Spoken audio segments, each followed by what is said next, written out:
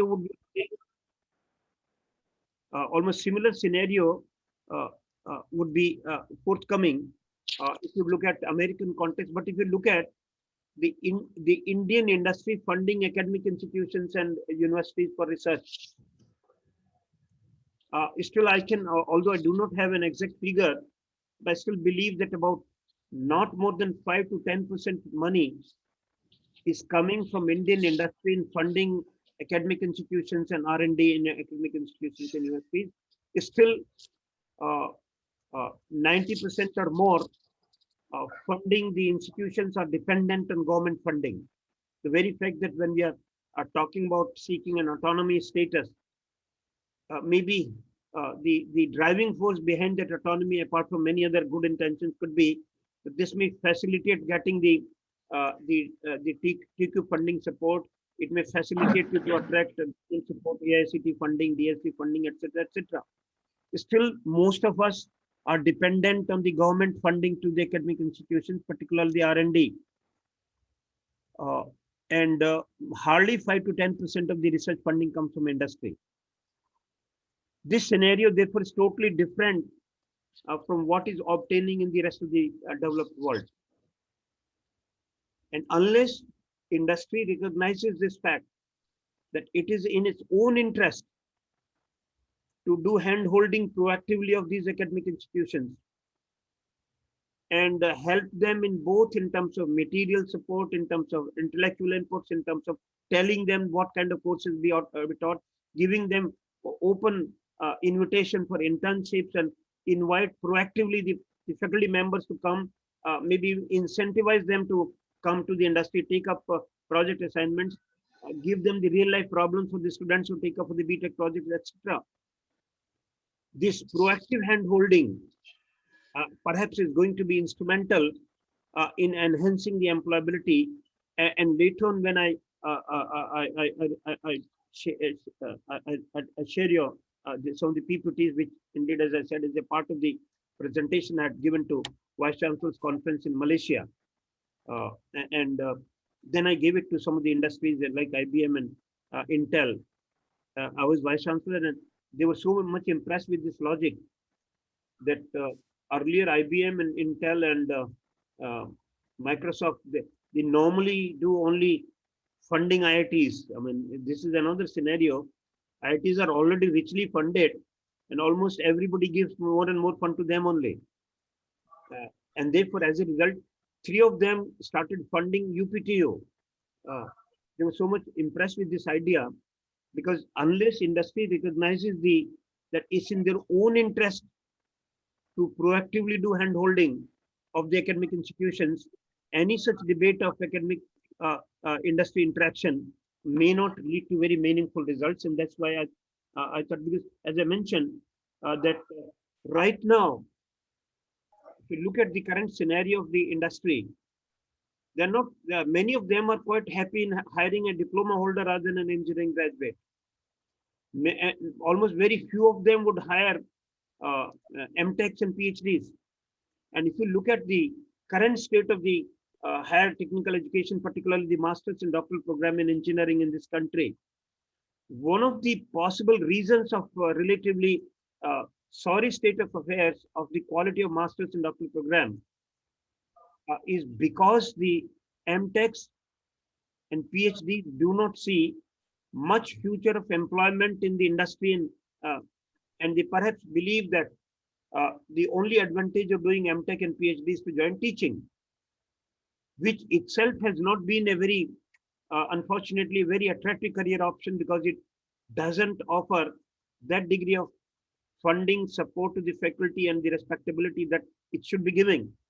And as a result, even in IITs, if you look at the quality of master's and doctoral program compared to the bachelor's program, you'll find some degree of decline. For example, in IIT Delhi, not even one BTech from IIT system is doing MTech in IIT Delhi.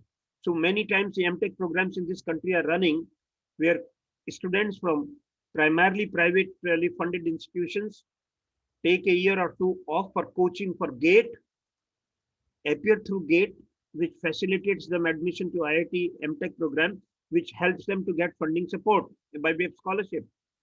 And therefore, uh, because MTechs do not see much hope, industry, in fact, I've not come across many institutions where industry says we'll prefer an MTech over a BTech, or we'll prefer a PhD over an MTech or PhD. And therefore, if masters and doctoral students do not see a future career prospects in industry, because industry is relatively indifferent to higher qualifications, and many times they may not give any advantage to MTech. So what happens as a result? The quality of masters and doctoral program goes down, and it's happening. But its impact on industry, because you can't see it one way. My focus is to look at both ways, and the impact of that would be that since higher, more qualified people are not joining industry, the quality of R&D, the new product design, and eventually the competitive advantage that a company can get is missing, and therefore our products cannot become globally competitive. And therefore, when we talk about Atmanirbhar Bharat, my contention has been that it is to be seen as local becoming globally competitive, and the local can become globally competitive in terms of value for money or quality by cost only when they're able to improve design, uh, have better processes, have innovative practices in product design and manufacturing technologies. And this can only happen if industry looks at research as not as a burden on them, but as an investment in competitive advantage. This mindset of looking at investment in research as investment in their competitive advantage, this is not forthcoming. And because of that reason, they do not feel comfortable uh, in proactively associating with academic institutions and R&D, and do not proactively give funding support. And therefore, this is where we find that industry is uh, not realizing that they are missing they are a bigger loser in the whole process of this academic institution indifference. Industry is a bigger loser, and this will be a major theme that I'll be sharing with you. And therefore, as a result, we need to address. While I'll come to the justification and the proactive approach that I'm professing, I'll come forward at what can be done. But before that, I want to share very quickly with you the current pathetic scenario of quality of technical education in the country, leading to a very low degree of employability, where in where people have even said that only 20% or 25%. In that process, let me quickly now switch over to sharing some of the PPTs, and then I'll get back to again the interactive session. I'll be very happy for a greater degree of interaction on this topic, because this is something where each one of us can contribute. And I specifically do not profess any superior knowledge of this subject compared to all of you. So maybe collectively we can look at the issues. Maybe I don't share the screen. Yeah, you'll tell me if you're able to see the screen. Can you? Yes, sir. Yes, sir. Yeah? You can see the screen. Okay. If that be the case, let me see. All right. So therefore, Yes. I said that the academia industry collaboration, to my mind, is the most collaboration, not standalone. Academic institution alone or industry alone. And for example, industry sometimes are now thinking of replacing, as somebody had pointed out in the beginning, that they think that they will train these people in their own in-house training program, and therefore make them industry ready. Now, this again is full of fallacy, which indeed I'll try to.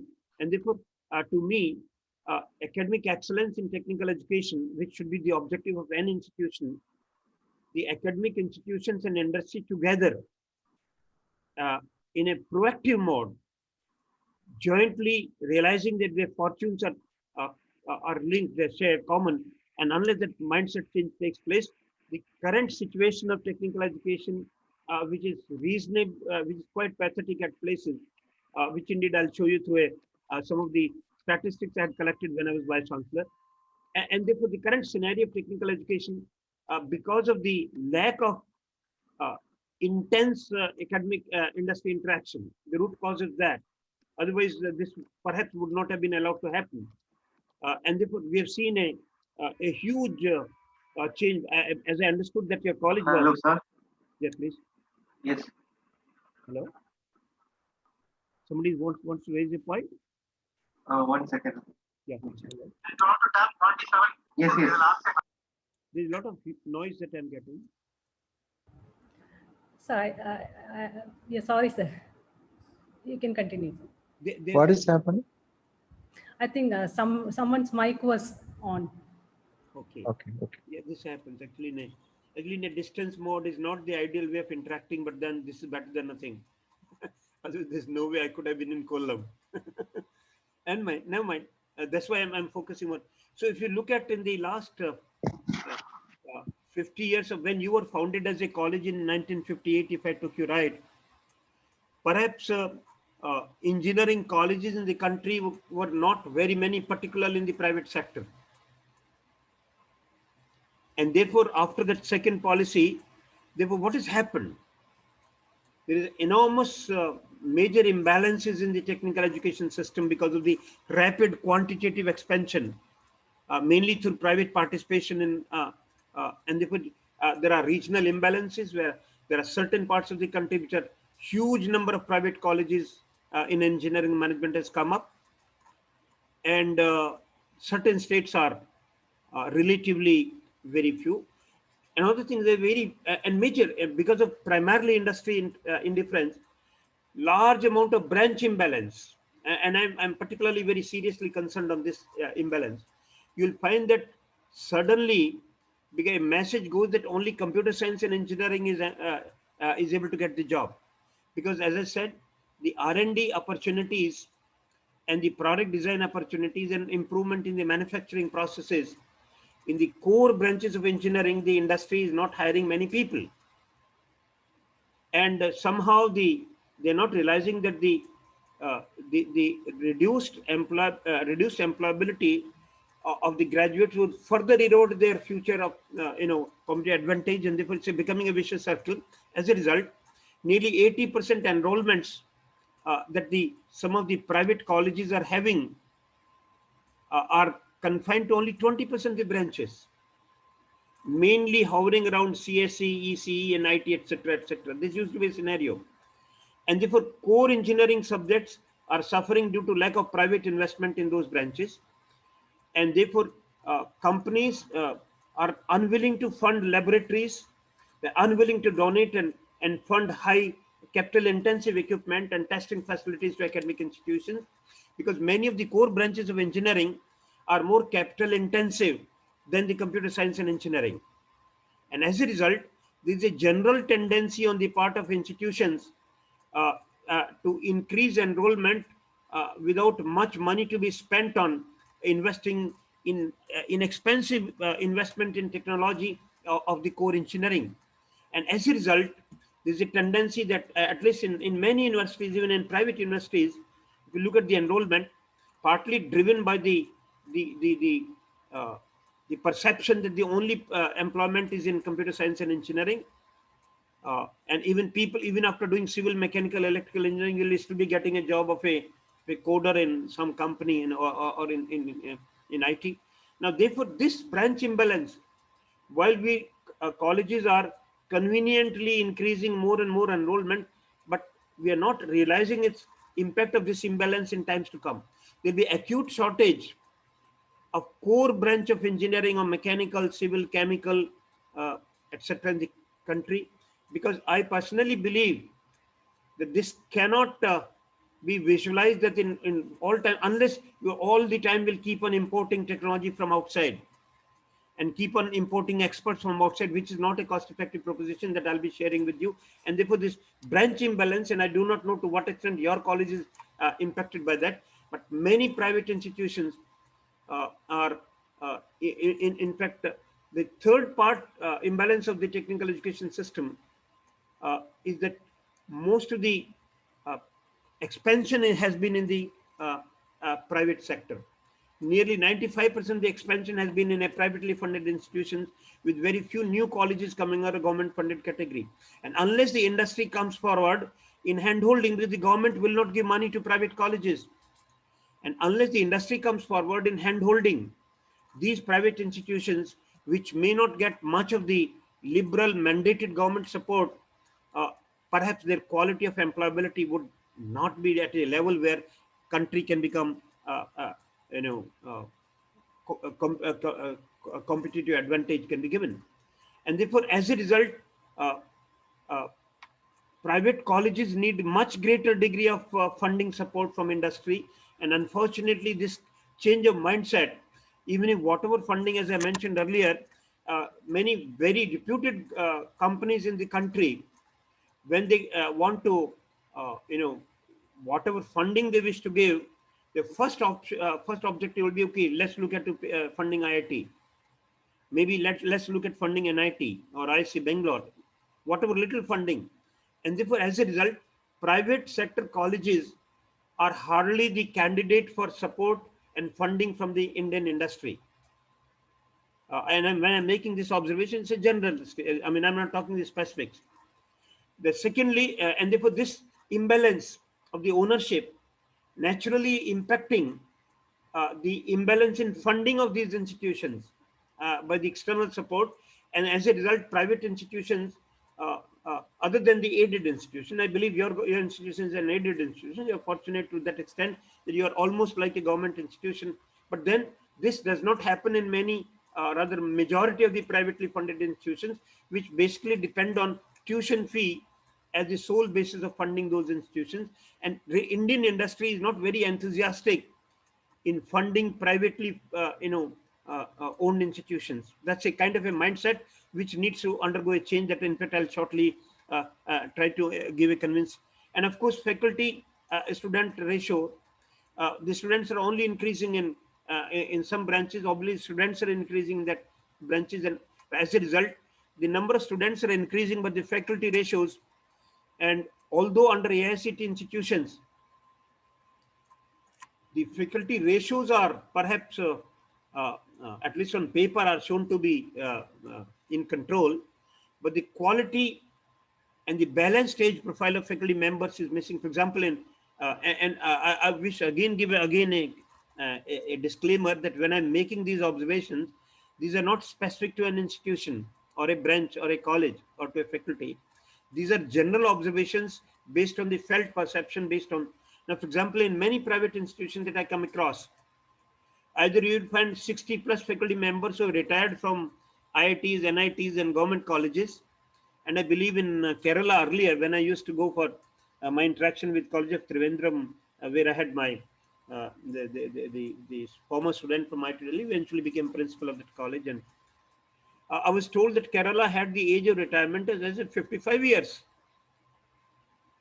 And later on, I believe it has been extended. But uh, uh, these people who retire from government institution will go to private institutions. They're as active as perhaps, and therefore, because of that, mostly you'll find either 60 plus retired faculty members, or there are 25 plus fresh graduates coming to this. And therefore, this imbalanced age profile itself is responsible for low employability.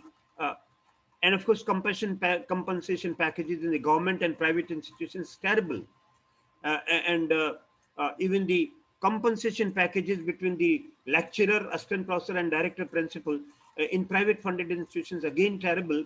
And therefore, as a result, the current scenario is that institutions, uh, the very high degree of variability of the quality across the institutions in the country in technical education, so that even in the same affiliating institution, the truly outstanding institution that I believe that your college, you said, is number one in Kerala. That's a great thing.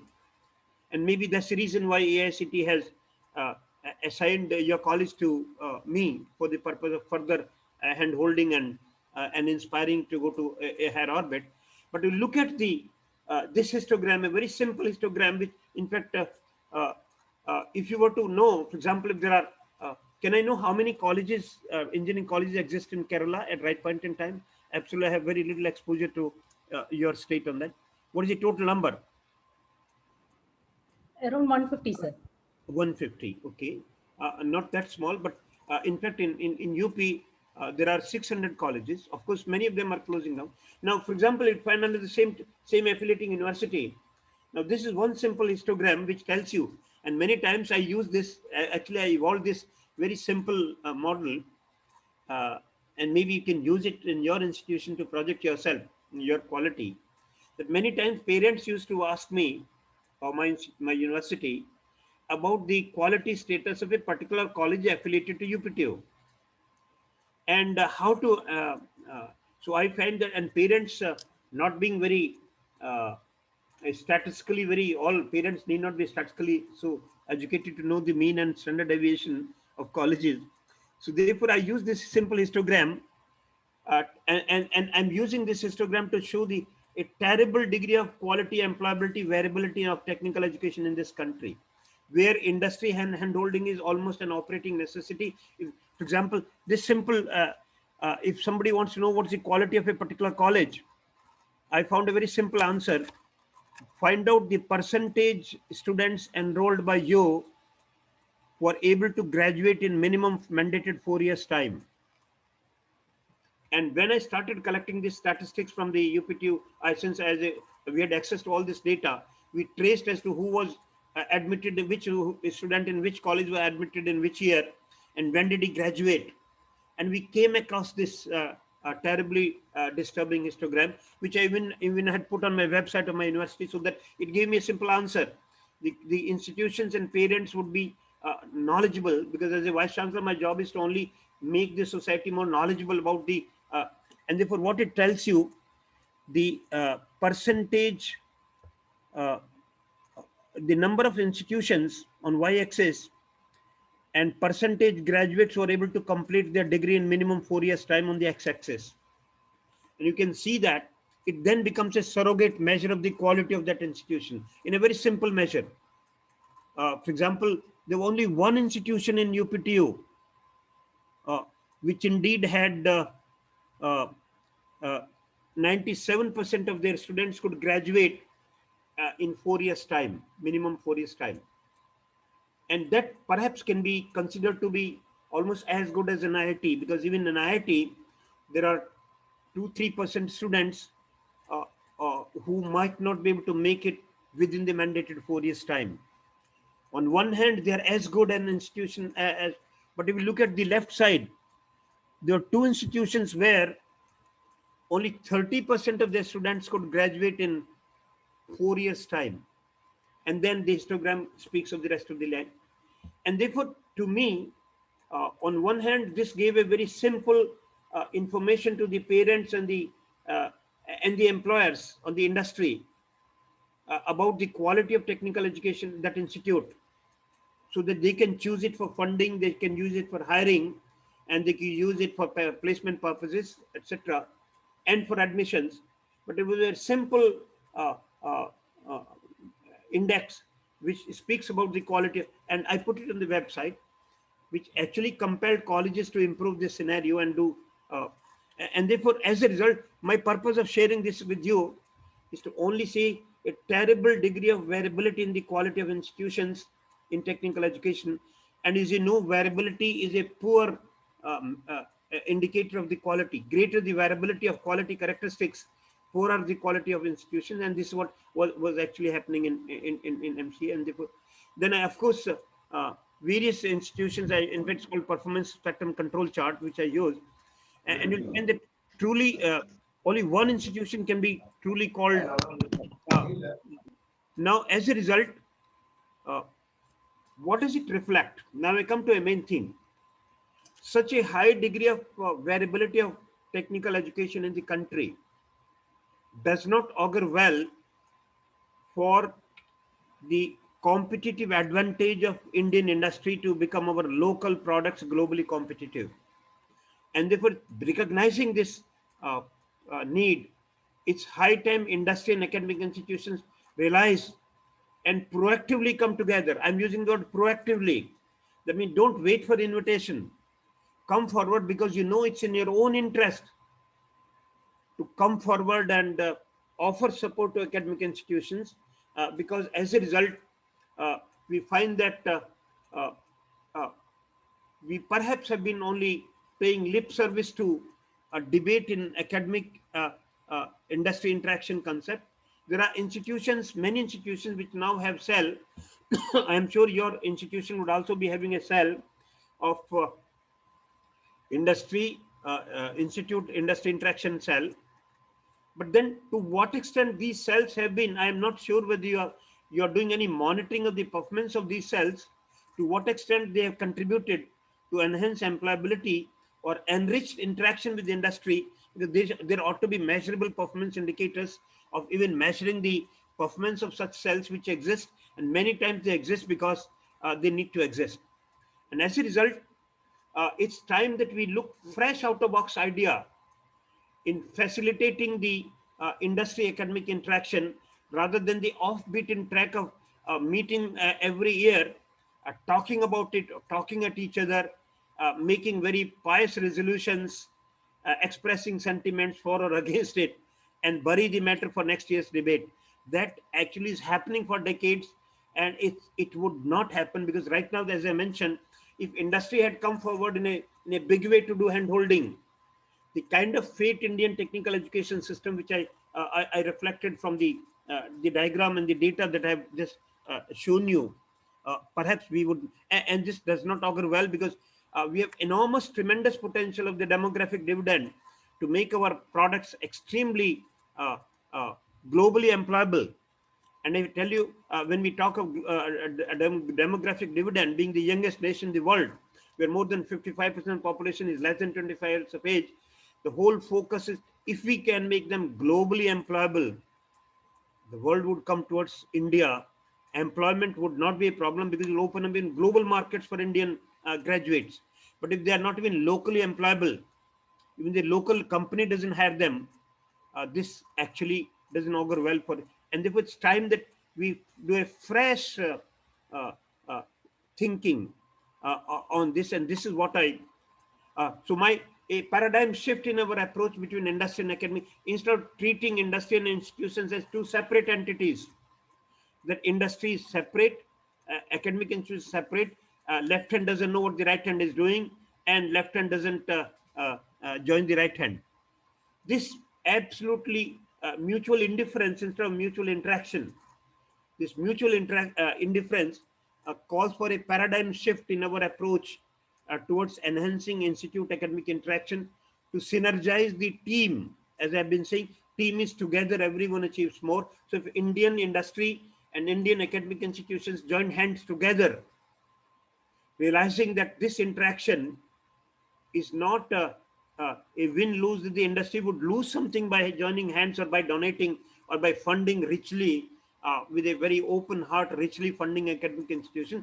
In my opinion, industry would benefit much more than the academic institutions. And therefore, the moment this paradigm shift in the mindset of the industry, I'm primarily focusing my change of mindset in the industry, because right now it's perceived, whether it's a right perception or wrong, right now it's perceived that they have an upper hand over an academic institution, and an academic institution has to wait for them to come for campus interviews, has to wait for them to hire our graduates, has to wait for them to take our students on internship, has to wait to give us some projects funding or some donations or something.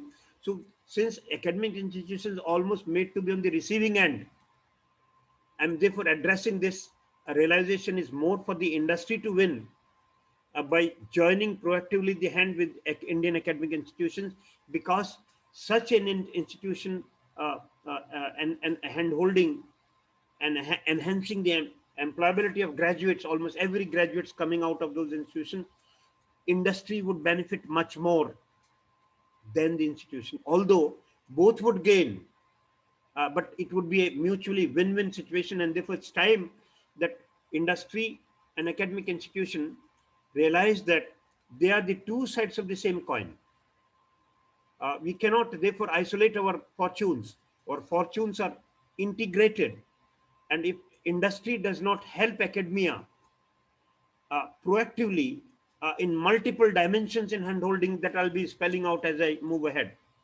Therefore, if they do not do so, many times they may be doing at their own peril, because if you look at the total list of total stakeholders involved, uh, it's only, and therefore to me, it has become an operating necessity for Indian industry to become globally competitive and a knowledge-driven society, that they proactively identify institutions in their own preferences, in their own neighborhood or wherever, but definitely uh, do almost an integration of the academic institutions and industry, so that they become an inseparable two sides of the same coin.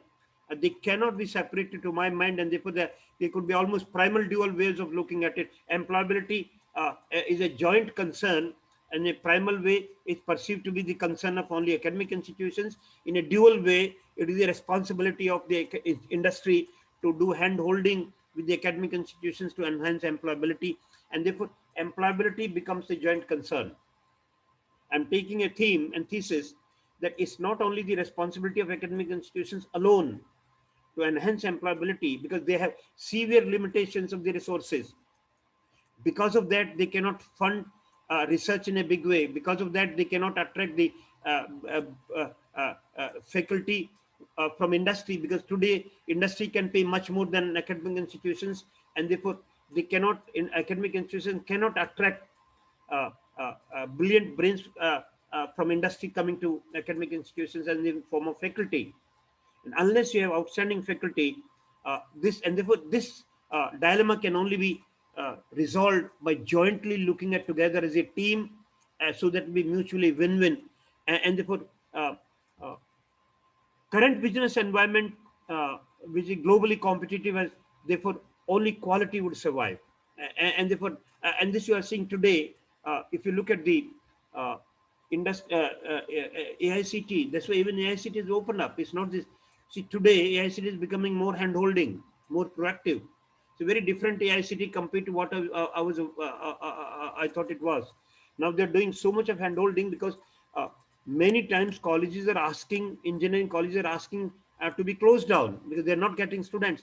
So we are only addressing the symptom of a problem. Why should? Because I believe that if we produce globally employable graduates, the whole world would be market for Indian talent. And IT, as I've been often saying, that we've been taking a very narrow view of IT as information technology. To me, IT is a much wider canvas of Indian talent. And therefore, to me, IT is Indian talent, which will make India tomorrow. If we, therefore, global employability enhancement, placement would not be an issue, but jointly industry and academic institutions must come forward in doing so. And therefore, the true cause of enhanced employability of engineering graduates, that means both of us, industry and academic institution, have a common goal, and that common goal we meet is at enhancing the employability of our engineering and managerial graduates, whosoever comes under the technical education system. And therefore, my thesis here is, and I'll try to convincingly argue in favor of that thesis, that therefore Indian industry should proactively nurture. I'm using the word proactively. They should not wait for uh, a college principal or head of the department or a professor to go and beg for a project. They must come forward to the industry. Industry must come forward to the academic institutions, because by nature, academic institutions and faculty are not very outgoing. They have certain self-imposed concept of self-esteem, that if they go to ask for a project, that means they are lowering down their self-esteem and begging for a project proposal from industry. So therefore, in general, and in any case, faculty in general are not very proactive in going to industry for whatever reason. So I am now trying to take this and now look at my proposition. And as I mentioned, I want this debate to be interactive. So please stop me anytime that you are not with me or you have a counter view. I'll be very respecting your counter view on this. Now, I am now giving a thesis or proposition that in order to enhance the global employability of our Indian graduates, because to me, it's Indian talent, if globally employable, neither our population would be an issue nor our employability would be an issue, because Each one of them would be a tremendous asset to the society because they are globally employable. It is poor employability that actually costs all the problems of the society because, and therefore, the so-called demographic dividend, which to my mind is a great uh, uh, potential gold mine India has in the name of these, uh, uh, demographic profile. If only we could make them globally employable. And in that process, all stakeholders, the government, the parents, the institution, and the industry, I'm taking all of them. So it's actually the shared, since it's a theme of only industry academic interaction, but I'm equally saying that the government cannot wash its hands from enhancing the employability. Similarly, parents also should come forward. The society come forward. Society should come forward in hand holding, and for which I'll be proposing some even policy interventions by government, so that it, we by incentivizing tax incentives on the part of the government to enable even a common members of the society to come forward and liberally contribute to the enrichment of the funding available to improve the institutions, so that they do not necessarily wait for the government support coming from AICTE or TQ or from some other sources, because their capacity, the government's capacity to fund institutions of that nature is severely constrained and limited. So unless everybody opens up the purse, and not only parts, many other dimensions that I'll be talking about. So in order to do that, I now make a proposition that it's high time, industry changes its lens. Because when we change our when we change our perspective, and that's why in the theme, a new perspective, when industry changes its perspective towards academic institutions, the entire thing would follow. Just change of lens, change of perspective. Instead of considering that by giving employment to a institution, industry is doing favor to that institution, and we as an institution, I feel obliged that somebody has come and had my uh, graduates. I look at this, that as an institutions, I have nurtured these institutions, these students for 4 years. The parents have nurtured these graduates by funding them. Teachers have nurtured these institutions nurtured these institutions, and they are given on platter to the industry to make use of them. In a way, industry is a gainer of the efforts made by the government, the society, the institution, and the student themselves in learning through hard way and becoming employment ready. And therefore, instead of assuming that it's their right to get them employment ready and start making fortunes out of the talent given to them by these institutions, they should know it's their obligation to help in the process of nurturing these institutions in making them employment ready on day one. And the lens that they need to change is that the moment industry recognizes all these academic institutions as the nursery of their future talent pool, instead of someone that they can ignore, someone they don't need to interact with, the moment industry recognizes that they are the nursery of their future talent pool, all academic institutions are the nursery of their future talent pool. Because unless that talent uh, from the talent pool comes in a preparedness of employability on day one, the industry will not become competitive uh, and globally. And if they are not competitive, they will be winding up. Like institutions are closing down as they are not able to attract students. Industry would close down if the customers don't come, because today's scenario in industry today is to delight the customers better than their competitors. So it's the competitive advantage that the industry gets should be and therefore, the moment I look at all these students studying in this college are my future talent pool. It's a nursery of future talent pool. And therefore, with that perspective, I said that I have a greater stake as an industry in not to support these institutions to make them employment ready on day one, because my talent crunch, and already you would see that many of the companies are now facing the talent crunch, and therefore as a result to highly oppose. It's a dilemma. The dilemma is that the needed talent to industries in short supply. And many times the talent crunch in industry is impacting their expansion plans because the talented people are in short supply in industry. And yet, a lot of people who remain unemployed for lack of employability. Now, these two, again, a terrible divide between talent crunch on one hand and a huge degree of unemployability or lack of employability on the other hand. Perhaps this can only be bridged by looking at a fresh perspective of the impacts of academic institutions by treating. Now, as a result, uh, industry needs to recognize that they have the greatest. Now, for example, let me tell you in my thesis why I'm, look at the stakeholders. Unfortunately, uh, the students only wake up when they are not alert on day one in enhancing their employability. The moment they get admission in engineering college, they presume that they'll get a job, etc. So was the scenario earlier. Uh, Parents, again, once the child is admitted in a good college, they assume that the future is secured. So there's lack of uh, interaction between parents and the institution. The lack of interaction, uh, and as a result, parents only wake up when the child doesn't get a job after graduation, or he doesn't succeed in getting a degree, or he fails to get a job, or he fails in this in the college. They only wake up. So therefore, this is a fairly good degree of indifference even on the part of parents after admission. They are also not proactively monitoring and interacting with the colleges to know how well the child is studying.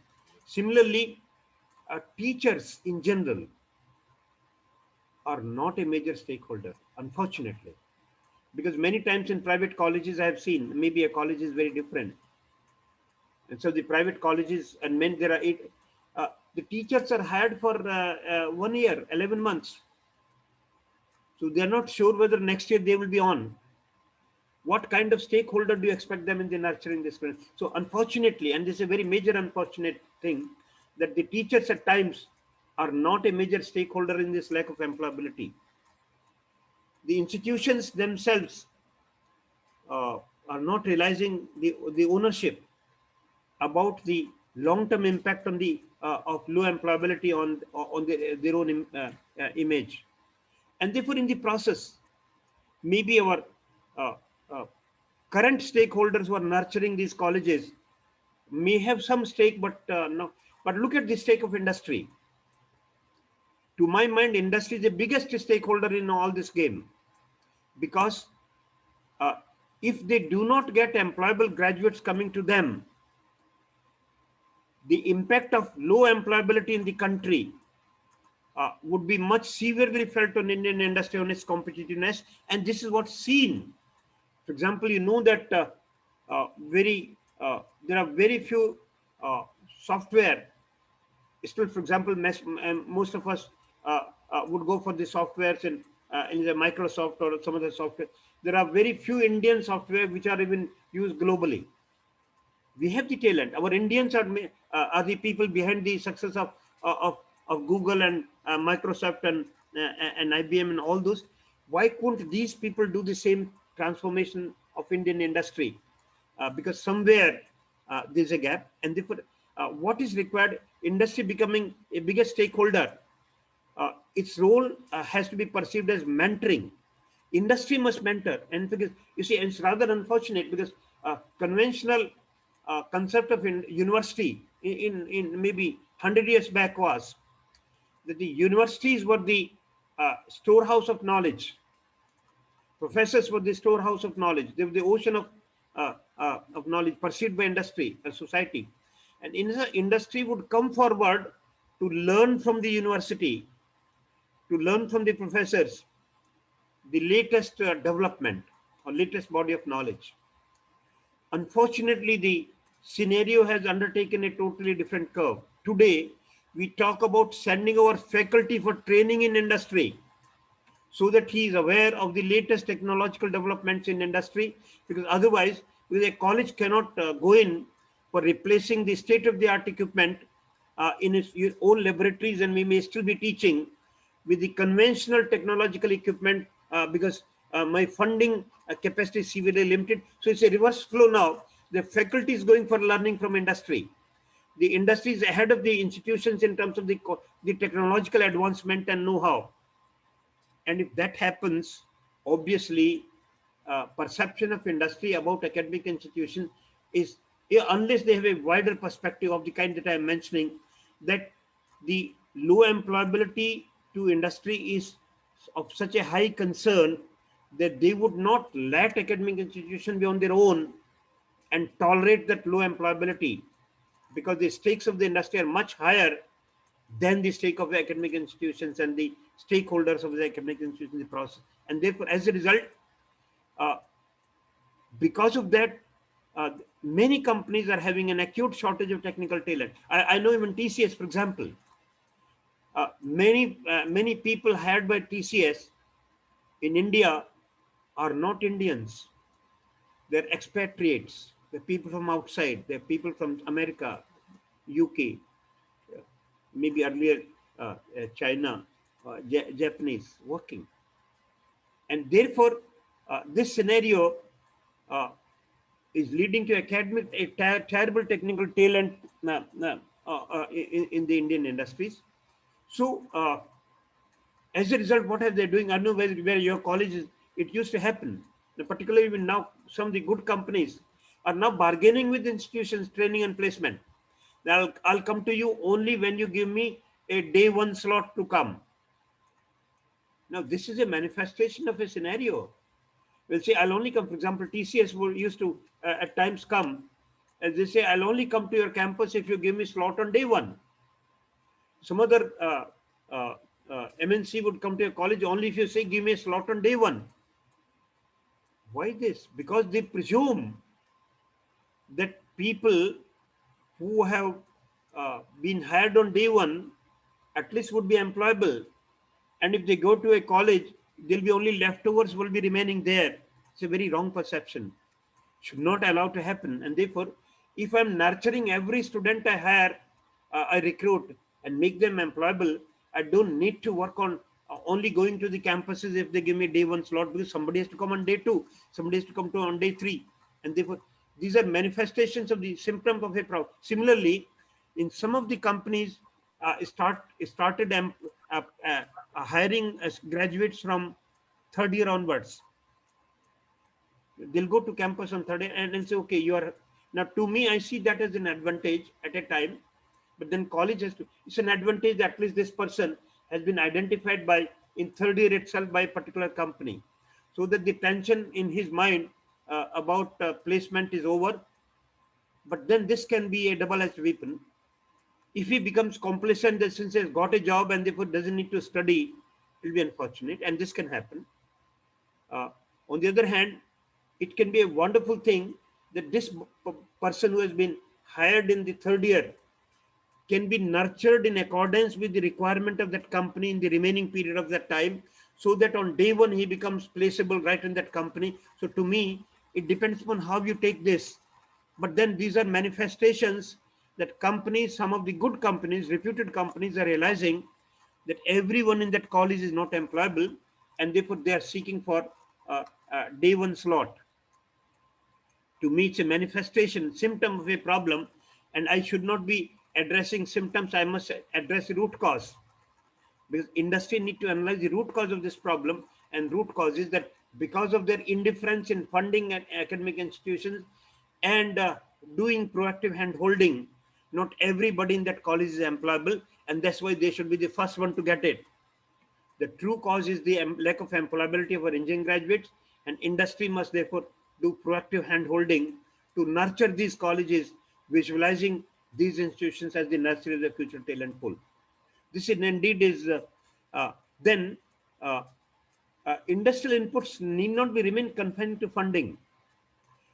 Tremendous inputs in their teaching learning processes.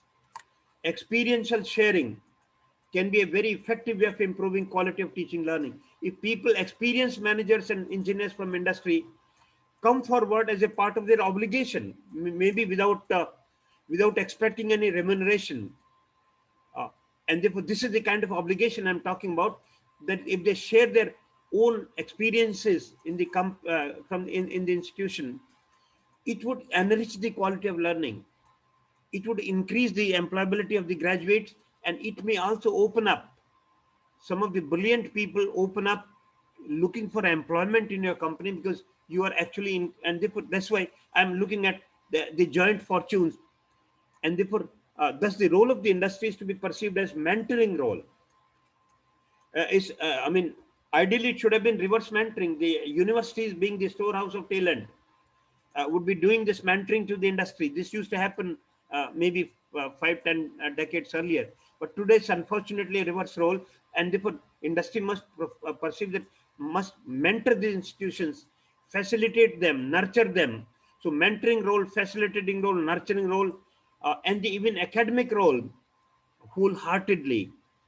They must accept that role in their faculty development process and in nurturing, and therefore developing faculty by mentoring, handholding, facilitating, and giving them maybe incentivizing their visit to, giving them projects, funding support, supporting their research, can have a multiplier effect in enhancing the quality of our engineering graduates and their employability. And therefore, this is something. Now, why am the reason now the industry should say, okay, well, I mean, fine, but tell me, why should I do it? I mean, you're telling me that I should go to a college without invitation and offer them the support that the industry will give them. And I must tell you that good industries are doing it. In fact, I know when I was in IIT Delhi, a lot of good industries would, when a new MD of a multinational company would come, he'll visit us and they'll say, we want to collaborate, we want to sign up. Therefore, uh, good uh, uh, industries will recognize this now.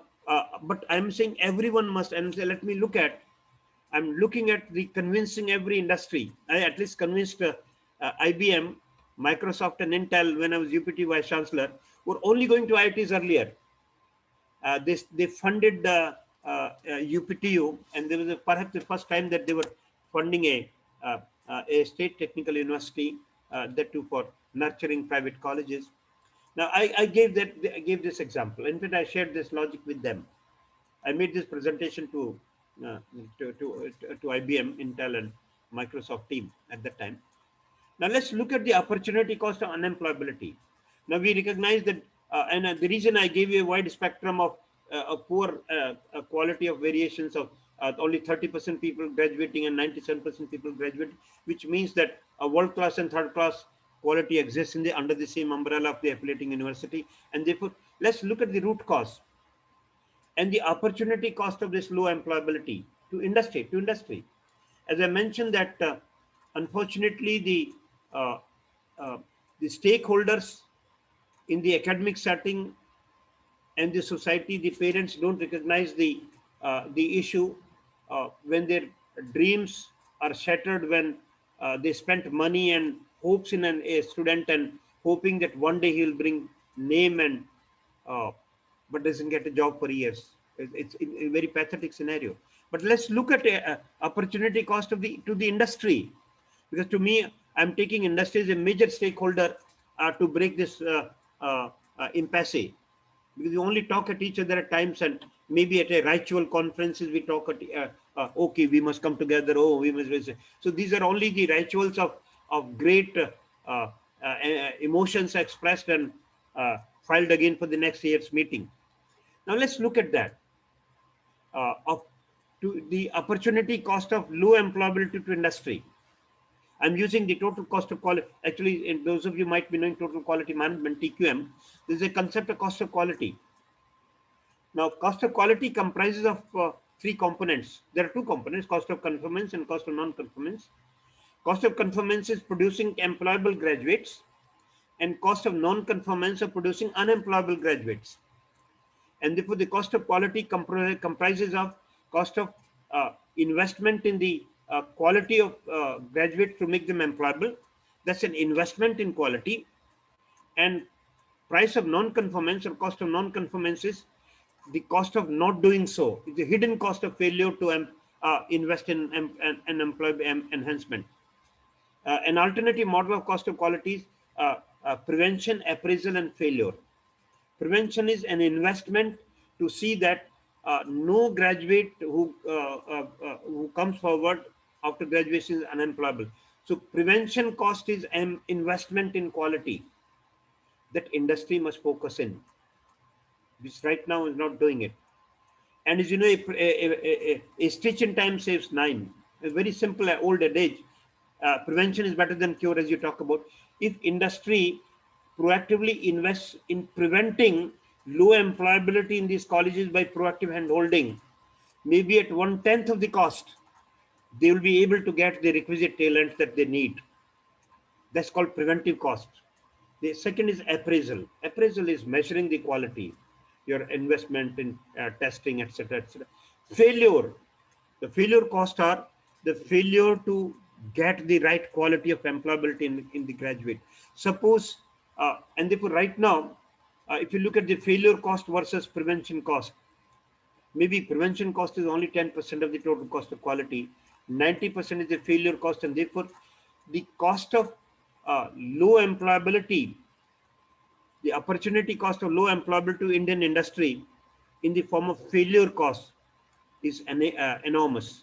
Or Philip Crosby's model of price of conformance, which is investment in the quality of graduates, and the non-conformance is failure to do so. So I'm focusing on the price of non-conformance. If industry does not invest in proactively preventing quality problems of employability in graduates by investing proactively in institutions, the price they pay is like this. And to demonstrate, validate my assertion, I give, let's say, what are the options. Now, if I, for example, do not proactively prevent low employability by handholding and investing in a rich manner, uh, what are the uh, opportunity cost of doing so? I give you 3-4 options, and then prove that perhaps proactively handholding the academic institutions and preventing the low employability and being a joint uh, uh, stakeholder throughout the process of 4 years, I'm actually the cheapest proposition to the industry because the other options are costly if you recognize that. For example, now let me give you this, for example, alternative A1. If suppose we say, okay, we'll only hire people who are given me a slot on day one, and if I'll only hire those 20% graduates who meet my requirement, whom NESCOM calls employable, and therefore I don't compromise with the quality, and therefore I'll only have those 20% people who conform to my requirement at the time of recruitment on day one, day two.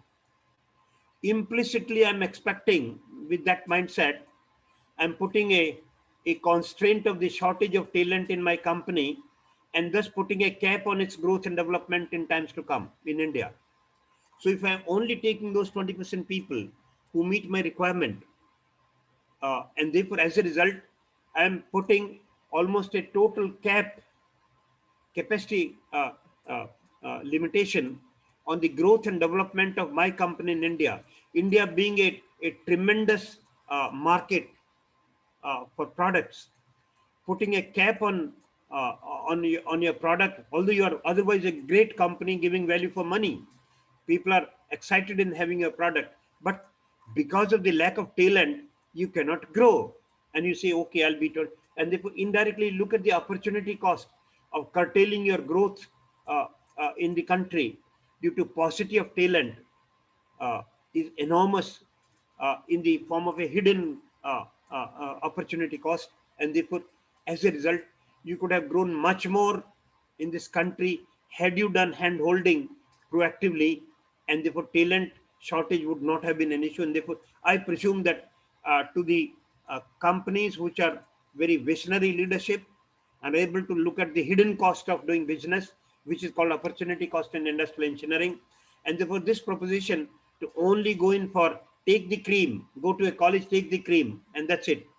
Because if you take only 20% cream, which is the 20% employability as the statistics shows, what happens on the other hand, the 80% people, you look at their pain, it be enormous. And therefore, this therefore is a very costly proposition. Let me go to proposition A2. Okay, let me grow in uh, uh, my sector. I'm a good company. Let me grow, and we start. Okay, let's pick up whosoever is available to us. We do not put. We need people. We need talent. So we'll hire whosoever is available, even if whether it does not meet our requirement of being employment ready on day one. But I'll train him. So what the proposition B is, we hire these people who might be right now unemployable to me in my nature of business, and therefore I will hire these substandard people. Two things would happen. Eight to one. If I tolerate substandard performers in my company and live with the low quality and productivity and competitiveness in a highly competitive environment, uh, and I'll start losing market share, profitability, or even business. So, in the impact of that, tolerating substandard performance by hiring them and live with them, the whole company, because competition is so intense that if you do not delight your customers better than your competitors do, you'll not be in business for long. So, you might even lose market share as a company, you may lose profitability or even business. A2, second option, in that you hire relatively unhireable or unemployable graduates, but you train and retrain these people. And this is a model that many companies are using. That okay, I'll hire whosoever is available if you have the basic talent in him or her, which indeed is always almost to me every Indian has a basic talent for employability. To me, IT is Indian talent. Every Indian is talented person. We need to simply sharpen. So we'll say okay, we'll take whosoever is available, uh, but we'll train them and retrain them. These people for few years will sharpen them, make them employable, and then the opportunity. And they were okay. We'll take them. We'll undertake. For example, TCS does this. They have one full year of extensive investment in training people. Whosoever is hired by TCS is given, and in fact, in their campus in Trivandrum, the training center in Trivandrum is one of the very major training center where people from different parts of the country are hired and they're trained for one full year of intensive training. And TCS training is really marvelous. It's superb. Uh, and therefore, look at that. We had these people, but we'll train them for one full year by paying them full salary. Look at the opportunity cost of doing that. You're paying them full salary for 1 year.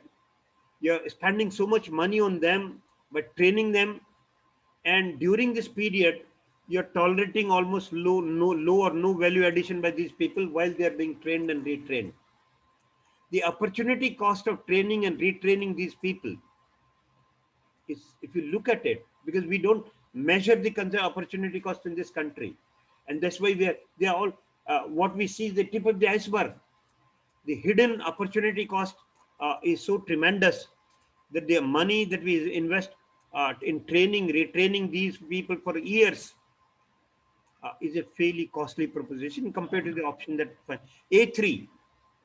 Okay, particularly multinational corporations from India or operating in India could hire quality expert. You say, okay, I'll not compromise my quality standards. I'll hire people from outside India. If Indian graduates are not available to me who are employable, uh, and you know only IITs, what percentage of talent you can only have from IITs? Hardly 2% people. Only 2% of the talent are available from IIT system. So we need to handhold non-IIT academic institutions, and that's why this mindset perception of employers that only go to IITs will not do, because again you're putting an implicit cap on your performance on a talent. You do handholding to non-IITs and private institutions, and therefore some of the multinational corporations from India are operating in India could have quality expertise from developed country. Okay, as TCS is doing, for example, and major companies are doing. In fact, even I believe that I think Wipro has his CEO who is an who is a foreigner, expatriate. Maybe many companies are hiring people from outside talent.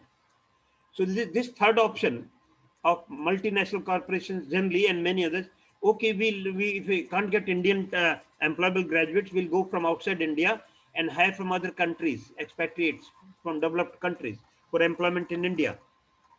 Now you can look at the opportunity cost. I'm looking at the hidden opportunity cost of this alternative.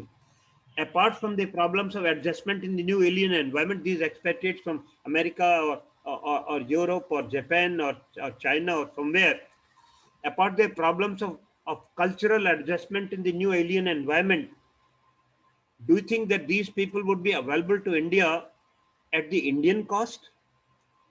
Number one, their availability may not be ensured because of the problems of language, problems of cultural adjustment, etc., etc. And the cost at which, perhaps, if you aim at hiring an expatriate from America to come to work in India, he may come to India at a cost higher than what he may be getting in USA. Otherwise, he'll not be coming.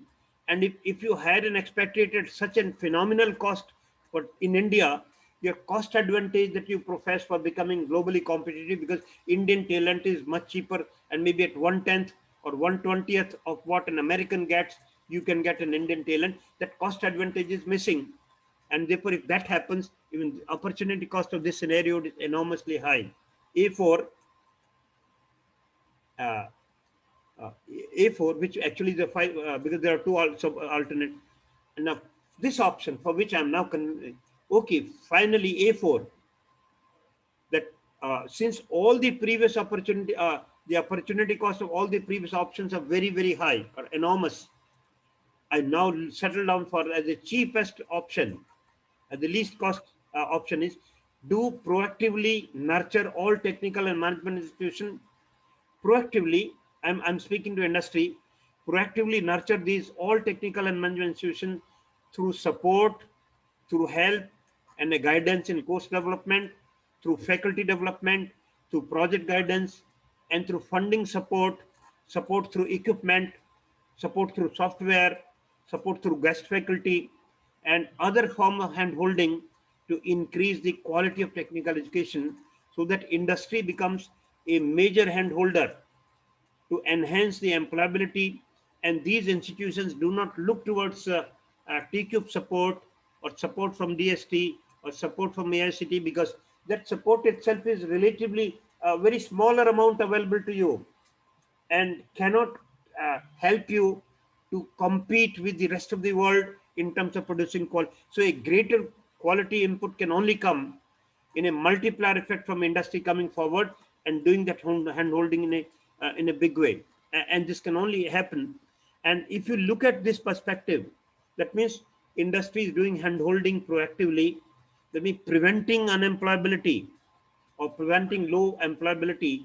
And as you know, any investment in preventing a quality problem, those of you who may be quality oriented, investment in quality is hardly 10%, but the 90% is the cost of not doing so. So the moment quality, the industry recognizing that by investing in 10% of proactively in nurturing all these institutions in variety of the forms, which I'll be spelling out, perhaps the cheapest proposition to me, because all other costs of the alternative A3, A22, A21, A1 are, if you really recognize that cost in the hidden cost, it's a tip of the iceberg, so you don't see that iceberg. But the moment you recognize that, a visionary leadership would recognize that iceberg. Therefore, the cheapest proposition is that let's come forward and look for institutions in our neighborhood, come forward and offer the help proactively, to my mind, to the Indian industry, is the cheapest proposition to make them globally competitive. And therefore, recognizing that, okay, now say, now till now I was saying why should Indian industry support academic institutions proactively? Let me now say how. And the how of this support again is brought in two categories. One is strategic initiatives. Strategic initiatives are some of the enlightened and very successful business houses. And I'm very happy. This was a proposition I made in year 2008 in Malaysia when I said Vice Chancellor's Conference. That some of the enlightened and very successful business houses with internationally recognized brand equity and known for their passion for quality should themselves consider entering into the technical education sector instead of small group traders and other people who are visualizing investment in technical education as a part of their diversification strategy of their product line. Therefore, the spirit behind this proposal is that such educational investors who have earned a brand name will appreciate the role of quality much better, uh, and will balance their short-term and long-term interests much better. And they also they have patience to wait till the return on investment starts taking place, because uh, these are very successful business houses. Money is not a problem to them. Investment in education could be a part of their corporate social responsibility, and therefore they're willing to wait the investment, because research investment may take 10 years to come forward. Therefore, option one is let these big companies themselves get into uh, the technical education sector instead of waiting for uh, employable graduates to come for relatively less known or small business interests, or maybe fresh startups in technical education sector, which there are many startups in technical education itself. This indeed, when I made this observation in 2008, I'm happy to observe. I'm not saying because of this, maybe their own realization. There are many companies have set up their own university. For example, Shivnadar. Shivnadar has opened up its own company in Noida, and I believe that now in Chennai too. Uh, Bridge Mahal Munjal, the Hero Group of companies, have their own technical university in Gurgaon. Mahindra and Mahindra Group have started setting up their own technical education university, Mahindra institution. Ambani's have, in fact, that Geo, Birlas were doing it much earlier. Almost the first known investment was only Birlas and Tata's to some extent. Tata invested in Tata Institute of Fundamental Research. Indian Institute of Science, Bangalore was basically a Tata institution. So, strategic initiative, the companies themselves do it. Number two, initiate strategic alliances with existing institutions. I'm going for those who are not big business houses, or quality. Again, business houses again or quality, and that trend has started happening. This could be to some extent a challenge to the lesser known technical institutions, because now big business houses have themselves started uh, putting their own institutions and universities in place, and they may give a very tough competition to the rest of the privately funded institutions. Number two, initiate a strategic alliances with existing institutions with MOU support through equipment, chair professorship.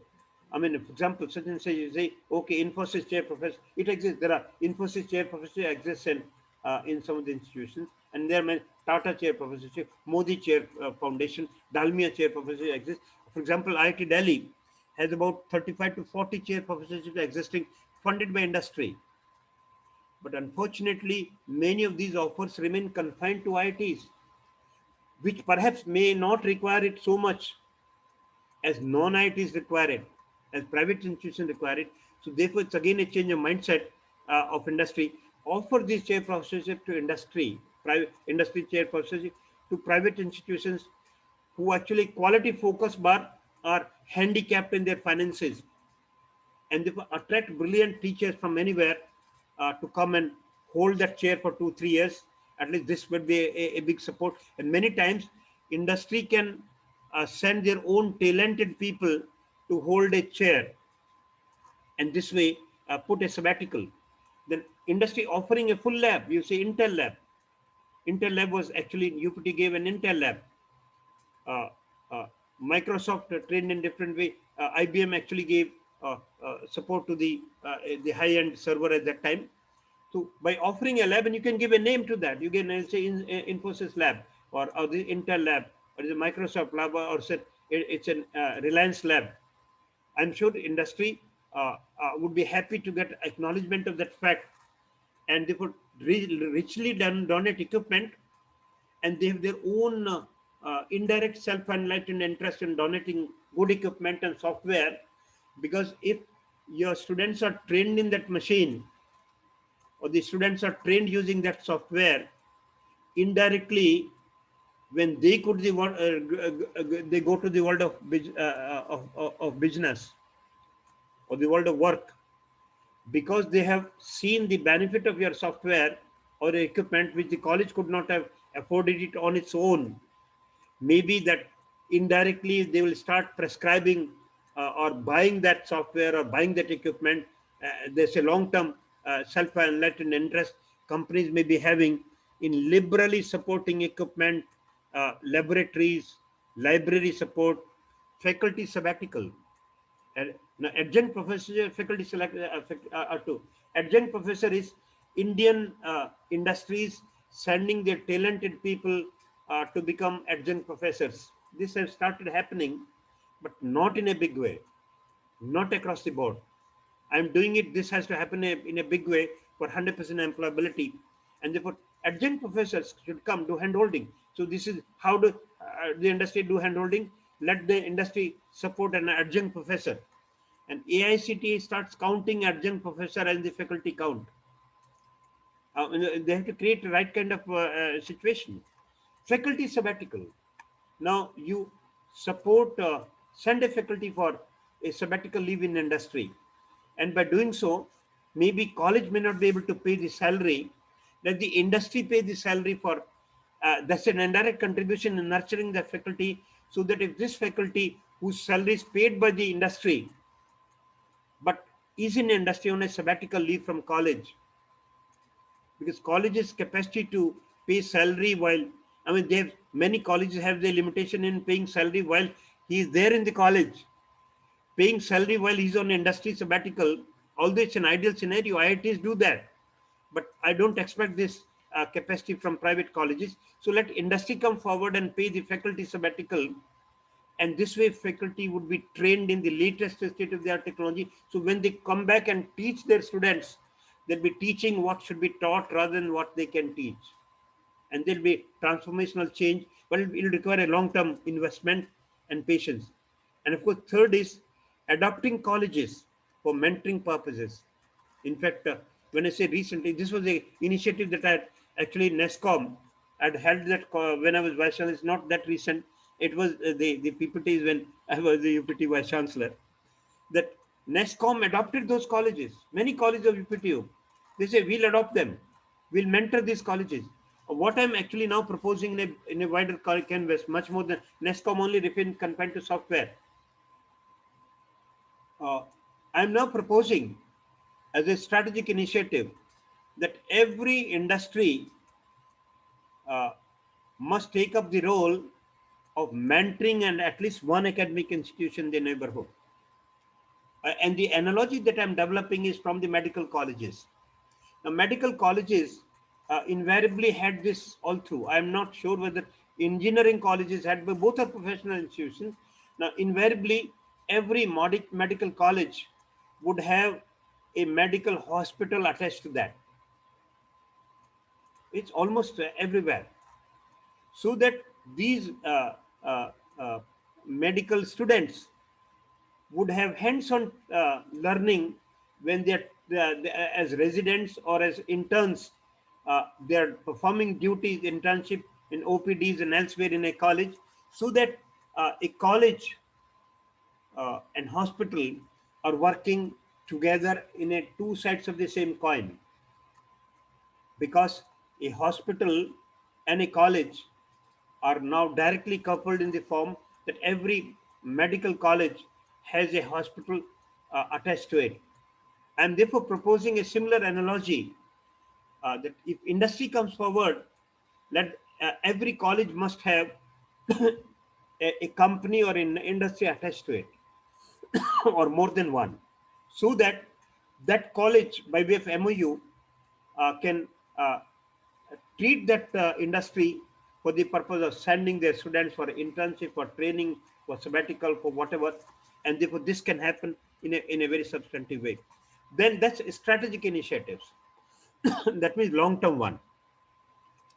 Under tactical support, what you can give, the tactical support, that means an intermediate term, support through fellowships. I'm speaking to industry, support through fellowships, scholarships liberally, financial support to talented students, the tuition fee waiver, which a college gives now, let industry support that, who could be potential employee of the company. Fortunately, and this was not there when I prepared this theme. The CSR, the corporate social responsibility, is a very powerful instrument available, a potential gold mine to academic institutions, because now 2% of the average profit in last 3 years time is by legislative mandate. Every profit making company has to invest in corporate social responsibility, and fortunately helping education by way of funding support included as a part of CSR. And therefore, it's just a question of talking to each other. If the academic institution can almost overcome their resource crunch in a big way, if they try to exploit, I'm using the word exploit in a positive manner, the potential of exploiting the mandate given by the legislative support of every profit making company by law has to give at least 2% of their uh, uh, profit, and 2% of their profit coming to academic institution because they are now included in it. And there's a fairly good amount of flexibility available to every company. There are about 16 budget heads under which they can book money given, would be called CSR. And educational support is a part of that.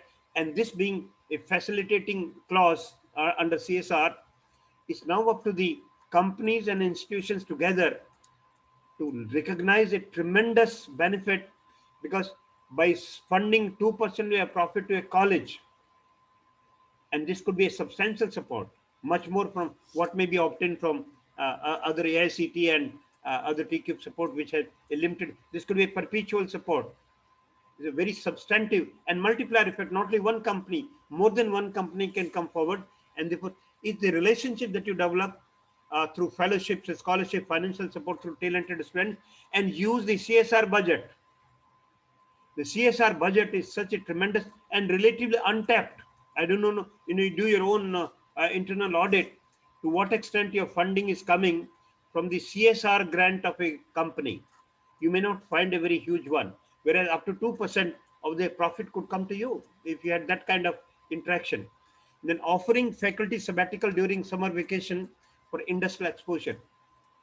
In fact, companies, and I know, for example, companies are doing, for example, Boeing company in US came to IIT Delhi when I was teaching. They offered me 8 weeks, or I think 12 weeks of professorial faculty, is called professorial fellows. A person goes to Boeing in US as a professorial fellow for 12 weeks. And those 12 weeks, he would be fully funded by the Boeing company, and he'd be exposed to the methods and technologies of Boeing Corporation, but fully funded by the Boeing company. It was offered to me. I didn't want to go. I sent my younger colleague from the department who went there for 12 weeks, fully funded by Boeing, and came back with a lot of appreciation of the culture of Boeing companies. Indirectly, by getting support, by funding such faculty, they become ambassadors of the company for singing for you for your best practices, and therefore would be a great job. Indirectly, it's a much cheaper way of advertising your company by inviting talented faculty professors on sabbatical fellowships. This indeed, this kind of faculty fellowships, by giving faculty fellowships, local hospitality, etc., and colleges, if they can afford, might continue to pay his salary, because that will further increase. IITs were doing it, but colleges, if they could do it, but even a part of the salary, this is another very powerful in offering seats for projects to be undertaken by students in final year. This can be done in a very liberal way, and co-guidance coming from industry. That take a guide from industry, take a guide from academic institutions. Both would actually be supplementing each other. The practical orientation come from industry guide, and this actually is happening somewhere, but not across the board. To me, it can happen 100% that every BTech project has 2 guides, every MTech project has 2 guides, and every PhD, in fact, if the guide in industry holds a PhD degree. So this joint project guidance and problems come from industry, so that what benefits come to academics, you get a project which is realistic, real life problem. Your students enjoy working on it, and it's now known that getting studying in a project mode enhances learning in a far better manner than reading from the book. And therefore, if you offer, almost every project in an undergraduate is industry funded, industry sponsored, and co-guided by industry. It is not much of a investment involved. Indeed, industry may get a very almost a throwaway cost, a real life problems from industry handled by academics and students almost at a throwaway price. It can be a cheapest way of improving competitiveness advantage of the company by, and therefore, instead of assuming it as a burden to offer projects, take it as a great opportunity. The talented people in the name of faculty and students are available for tackling your real life problems. It becomes a part of his major project in final year. Otherwise, he would actually looking for a already ready. In fact, I learned that some, we are very brilliant in this country to find an opportunity in an adversity. Since quality of BTech projects are low, there are companies, there are suppliers who will give you readily available BTech project off the shelf. You can buy and submit. That's not a great feeling. So let companies give a real life problem and help in hand holding by co-guiding, facilitating faculty training and faculty development through support and inputs, and sponsoring and to some extent may be happening, sponsoring seminars, conferences, tech fest, etc. But I found in many of the seminars, only big names, only you see, Pepsi Cola would do it or somebody will do it. It's not happening across the board. To me, it's a greater need to do so, even in helping event management, because such programs are part of the learning and employability, and therefore such event management programs, skill and leadership qualities are nurtured, and industry must liberally fund these conferences for bonding liberal. At operational level, now the technical, operational is day to day. This is the third, and this perhaps is the last portion of my presentation. At operational level, spatial experience-based lectures be delivered by engineers and managers for the benefit of students, because you don't blame them that we are teaching them outdated skills, because you don't come and teach the latest. We do not know. So let spatial experience-based lectures be delivered by engineers and managers of the company for the benefit of the students and faculty in colleges in the vicinity of their neighborhood, in local industry. Involvement of the industry in RDCs, research, uh, uh, uh, of the RDCs or the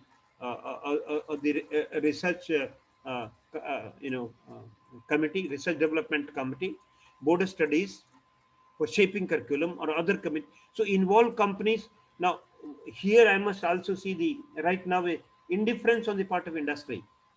We try to involve some of the company people in the board of studies, their inputs for curriculum development. But many times in the last minute after confirming that they are coming, they may say last day, sorry, my major client has come. So major client wanted my attention. So many times the enthusiasm with which we expect them to participate in the board of studies meeting in shaping the state-of-the-art curriculum, relevant curriculum, or in faculty selection, or in committees for inspection and monitoring and faculty selection of the affiliated colleges, they do not easily come forward. Thus, therefore, the curriculum that upgradation becomes a casualty, because we may not be aware what is the latest available. Because as I mentioned, current scenario of education is industries are ahead of the academic institutions in the state of the art technology, and unless they come forward in shaping the board of studies, in RDCs, in committees, in faculty selections, in choosing the right kind of faculty, we may not be able to update, and therefore that's an important. Third is co-writing case studies. Co-writing, I'm using one person from industry, one person from faculty. They're co-writing case studies, co-writing books. One of the authors is from industry, one of the authors is from academic institution, and they use some eminent professors from maybe some IITs, so that best practices from industry come forward from the industry expert, and the best state-of-the-art knowledge comes from the eminent professors and maybe some younger faculty member who needs to be nurtured. So co-writing case studies, co-writing books doesn't cost you much, but jointly you're contributing to learning resource material and best practices, and we'll be able to train our students who have greater employability. Participating in project evaluation, panel discussions, alumni affairs. Alumni needs to be nurtured in a very big way. Many times we find that colleges are not really making use. An alumni can be an untapped gold mine for an institution, and therefore looking for alumni working the neighborhood. At least you can tie them up, at least they're emotionally bonded with you, and particularly senior colleges such as yours, some of your alumni would be in a very, very top position, and given that kind of a emotional bonding with your college, a lot of funding could come. And of course facilitating industrial visits, tours, because today even companies are not forward, they're treating these students as an unpleasant intervention in my manufacturing processes. That's a very wrong mindset. These are a future talent pool. So encourage students to come to visit your company, uh, students, so that they know your premises, they visit, enable them to get a feel and exposure to industrial environment, and don't treat them as a unwarranted interference in your manufacturing processes. They are the people who will come to mend those processes, improve those processes, improve your products. They are a future talent. Welcome them with the open hand, maybe inspire them by including them. That's the kind of change of mindset is needed. So what I in fact wish to conclude, that it's time that we have debated this Indian academia interaction for decades. We're saying same thing year after year, but no major visible transformational change happening. It's time we look at it from a different mindset, and if we do so, and in the process, perhaps industry uh, can benefit by sponsoring masters, and the national education policy can be a big help. Today I can now train people from industry in masters and doctoral online, uh, and the flexibility, and therefore maybe give a major push to improve your masters and doctoral programs by involving, offer industry specific masters program, industry specific special courses, and MDPs in a big way, maybe online, and therefore this can happen. Use for, CSR for funded research, uh, and what government needs to do as a last point. Right now, as I mentioned, the industry does not invest much in research, less than 1%. Investment Indian industries funding to private industry, private institutions for research funding is almost notional, if at all. Uh, they need to, therefore, now government needs to incentivize it. There is a section 35(1), which is not very extensively used, even by all IITs have been maybe one reason for why everybody likes to go and fund in research funding for IITs, because there under section 135(1) or so, I mean, I'm not very sure about that, you can look into it. If you invest 100 rupees in research funding of an academic institution,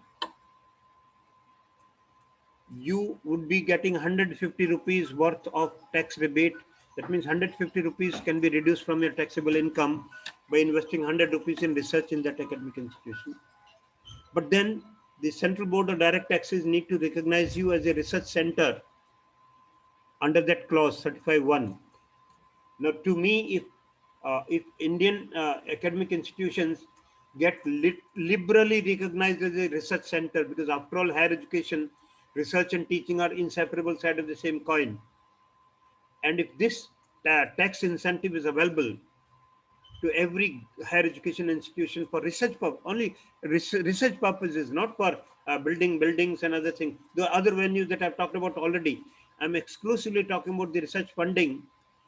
If you give 1 lakh rupees for research funding or a research project, and 1.5 lakhs are taken off your research burden, your tax burden, I'm sure this would incentivize many companies, even many uh, uh, donors and philanthropists. When I know that by I'm serving a cause of funding research, and that to socially relevant research, even for a good for the society, I can say 1.5 lakhs as my tax burden.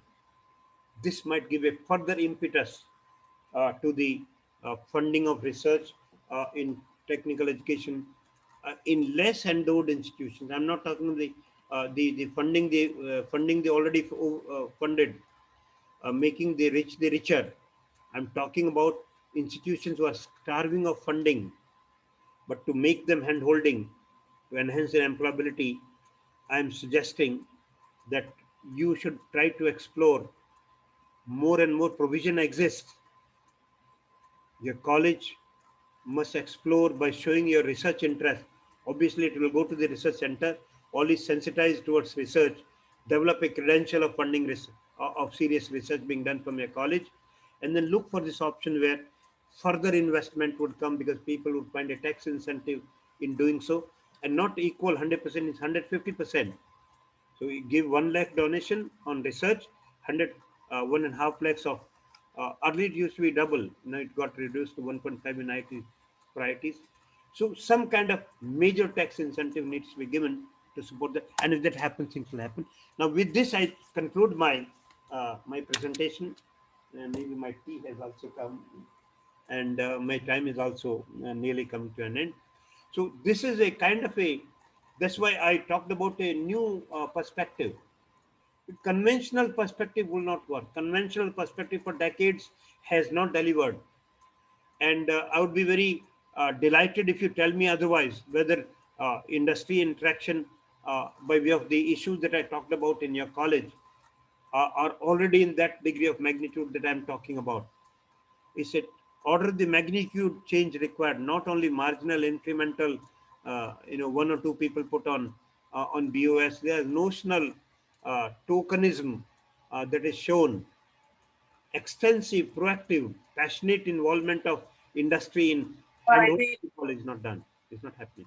I'll therefore stop at this and look for uh, any interaction you may like to. I'll stop sharing and look forward to any issues.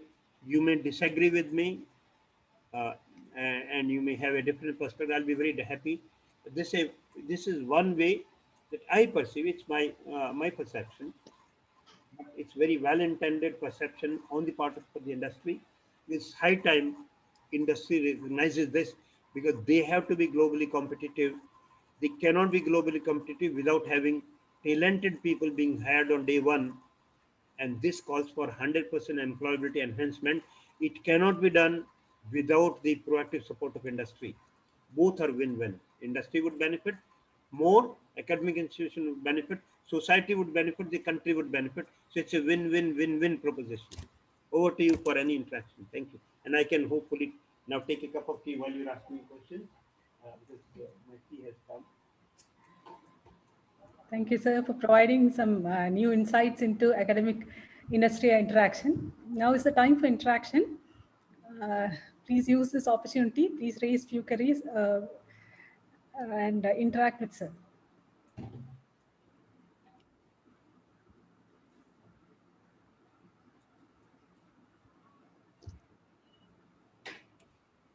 Actually, as you assess me on how I deliver, I assess a college on how much interactive they are after that. So I appreciate colleges who are very interactive. That means I've been able to enthuse them. You see, if I'm able to for nearly for 2 hours without a break could passionately enthuse or hope to enthuse, and if that enthusiasm is not received, obviously I don't feel very delighted. But anyway, it's over to you now. For me, I'll take a cup of tea and answer your question. Already said Thank you, that to me. sir. Let me ask something, sir. Yeah. See, I'm Shahul Hamid, the principal. See, it was nice hearing you, sir. One question I feel in mind is there are plenty of talks in academic, in Yeah. institutions about industry academia interactions. Yeah, that's right. And in the institutions have been invariably educated about or made aware about the need of industry academia interaction. In a similar fashion, how industry has been educated about this? What is your assessment on this? Because many a time when we approach industries for some kind of collaborative things, Actually, this is what no I is the started with. answer. This is Answer where I is started. I yes, started with this. You yes. see, the current state of industry's involvement in academic institution is, if I use a very mild word, is indifferent. Most of the industry is indifferent in collaborating with institutions, and if at all they contribute, they collaborate, there's a kind of a feeling that they are doing some kind of a favor, as if the college is in the receiving end. I am just putting the reverse trend. Is not college the receiving end? It's a lack of perception. The industry is in the receiving end because we are training for 4 years people who will become value-added proposition to the industry. And unfortunately, this realization in industry is not there. And to further answer a question, I've seen two very disturbing trends. I've seen workshops, example held by champions of industry such as CII, SOCHM, FICCI, and fortunately I get invited in both academic, because I have been always holding a practical orientation in my complete teaching learning process. For example, all my master's projects were invariably from industry based, and therefore because of my focus in, I have found one very disturbing trend. A conference held by or initiated or organized by an academic institution rarely find people from industry participating in it. And alternatively, a conference, even on relevant theme hosted by or organized by CII or many other industry organizations or federations, uh, at times the participation fee is so high that academic institutions cannot afford, or maybe invitation has reached them. I've seen, for example, if I look at uh, 3-4 years back, because I get invited in both industry forums as well as academic forum. There's one seminar on Indian Society for Quality, uh, where I became a keynote speaker. About 300 delegates, 300 delegates in that conference. I wanted to know how many were of them from academic institutions. The theme was on quality. Now, quality is basically nurtured in academic institution. Unless it's nurtured in academic institution, it will be nurtured in industry because our product will go there. There are hardly one or two from academic institution out of those 300 people. On the other hand, if there is an Indian Society of Mechanical Engineering holding an annual convention, out of maybe 150 delegates, there are delegates are fewer. There are hardly one or two from industry. So they are totally, absolutely oblivious of each other's presence. Right now, therefore, say, and that's what motivated me to think along these lines that I'm talking about. And so, current scenario is not at all, and the industry perhaps is not even sensitive to, and therefore, logically speaking, again, I know that I'm speaking to people who are not present here. Ideally speaking, I should be speaking to, because I spoke, as I mentioned, I gave this lecture to people in IBM, uh, in Microsoft, and Intel. They even invited me to Bangalore, and they got transformed and they came forward. So my issue is that on what forum do I speak? Right now, Indian industry and Indian academic institutions are almost totally insulated. But in the whole game, I'm making Indian industry a bigger stakeholder than academic institution. That is my thesis, and unfortunately, this is not being realized.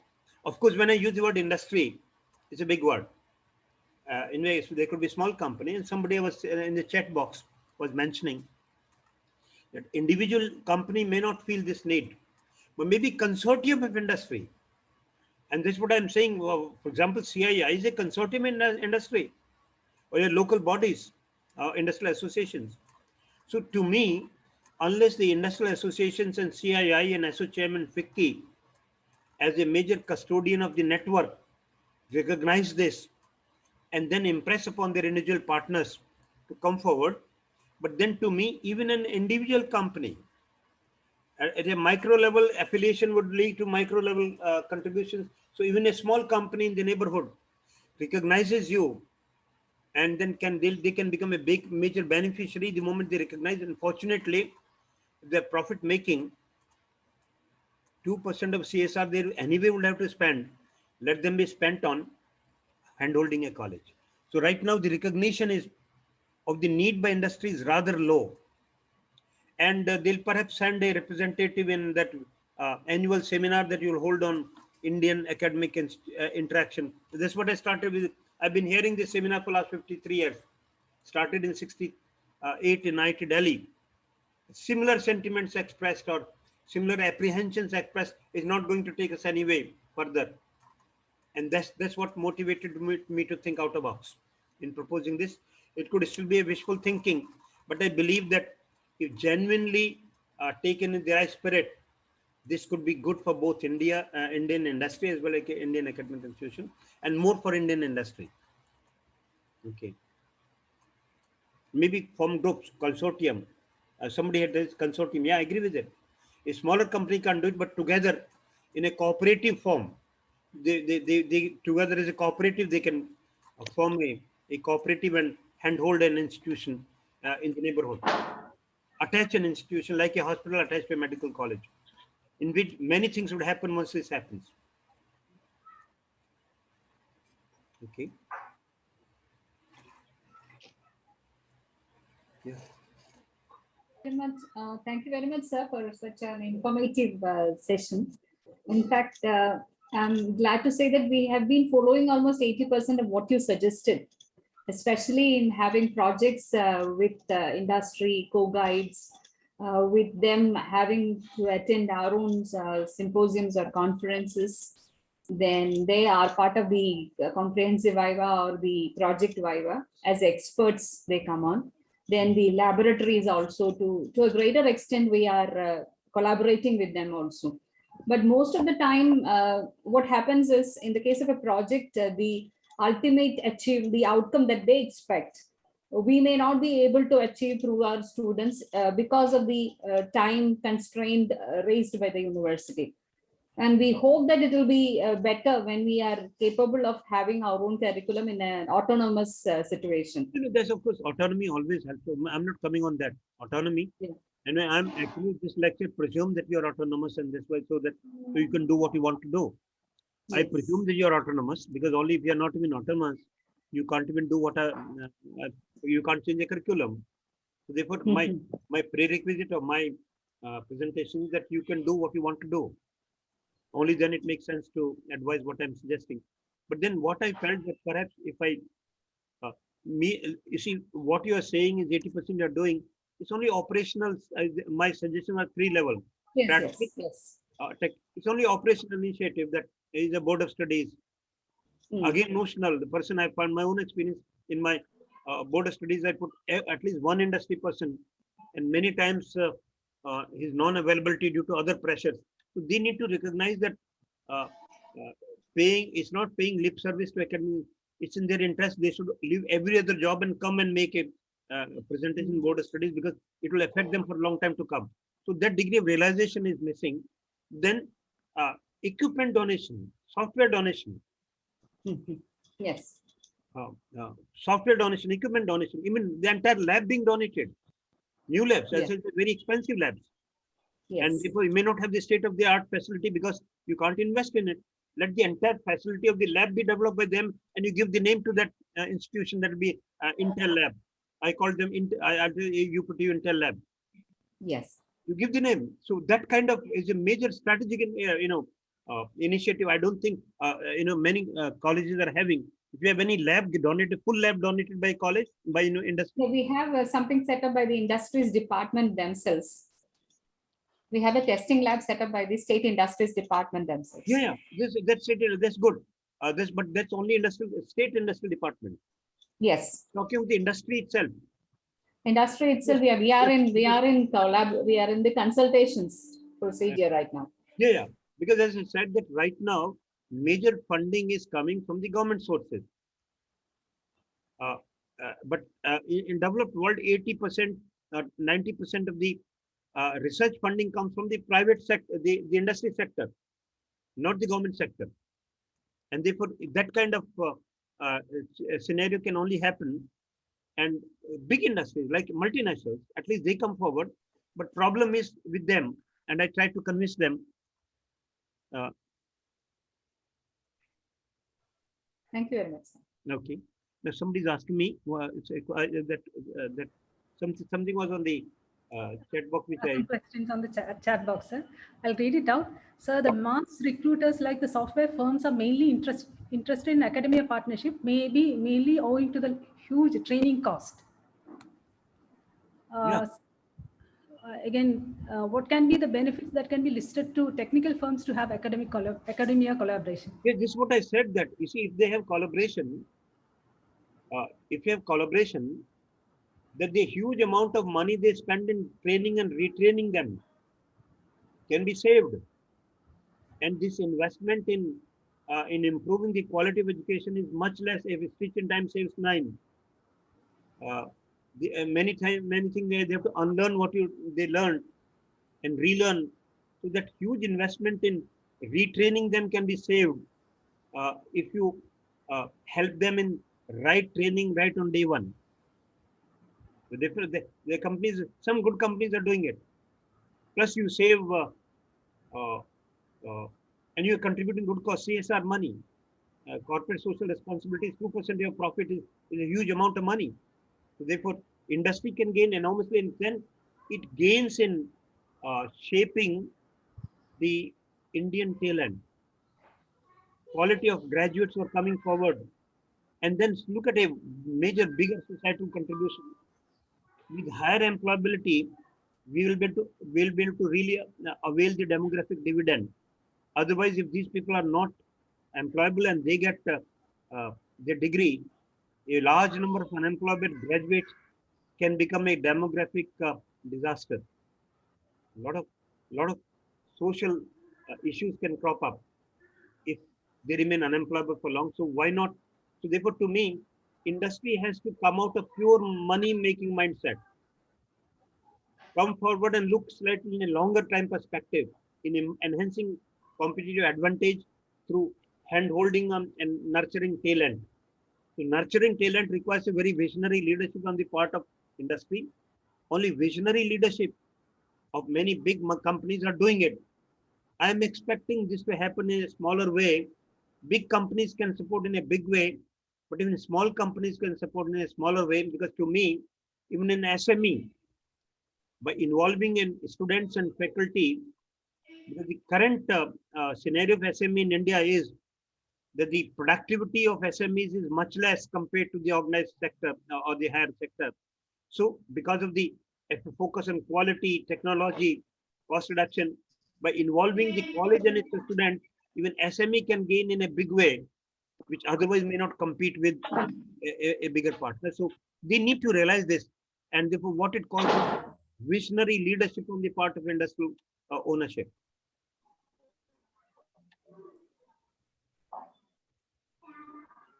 Hello, sir. Good afternoon. Good afternoon. Yeah. Sir, this is Shahjahan. Sir, why not the government make it compulsory for industries to interact with the institutions, with the state when giving permissions? It has indirectly done that. Indirectly. See, when 2% of the CSR, corporate social responsibility, is a 2% of their average profit of last 3 years, and this may run into crores, is mandatory, is compulsory for industry to spend in, and spending on education is included in the CSR funding. So indirectly, it's mandatory. Its only thing is the college could explore that option. I mean, they have absolute they have that option is available to them, that they could spend 2% of their profit to a college and show it as a CSR funding, which is mandatory for them. But then for that, the college and the industry need to come together. You need to invite them, maybe, open a tangible dialogue instead of simply rhetoric presentations over an annual conference. That mandatory is there. And of course, I have been even proposing to even AICTE in the National Education Policy that let AICTE make it mandatory for a college to adopt, or let a college be adopted by industry in the neighborhood, like a hospital in the medical college. And therefore, if a college has a company or is supported by company, that college should be perhaps given a preference in approvals and other things. So some kind of, but I believe that anything that's done for mandatory actually is done because, I look at things. My whole focus was to convincing the industry that's in their own interest to do so. Now, when you do things because you have to do, the best in you doesn't come out. But when you love to do something, the best in you comes out. Therefore, by making it mandatory, again, lip service may be paid. It's already mandatory in CSR. But has it happening? I'm not sure whether how many, for example, your own college, what percentage of money coming from industry is budgeted under CSR given to your college. It can be huge amount. Huge amount. And you may not even look forward to any other support from anywhere the moment you exploit that industry support, which is mandatory for them for 2% of their profit every year. But that has not been exploited. Similarly, the other point I'm making, a tax incentive, section 35(1) exists, where you give 100 rupees for a college research, only for research, 150 you can cut down from taxable income. It's generally made available to big institutions, but the provision exists, and therefore maybe by persuasion, and that's where perhaps CII and the other industrial forum should create a sufficient kind of a pressure group to enable these rules to be made easily possible for industry to have access to 150% of their donation to research purposes. It'll give a boost to research as well as academic institution, be win-win. And that's where provisions exist, but their full realization is not being done. Okay. Okay, sir. Thank you, sir.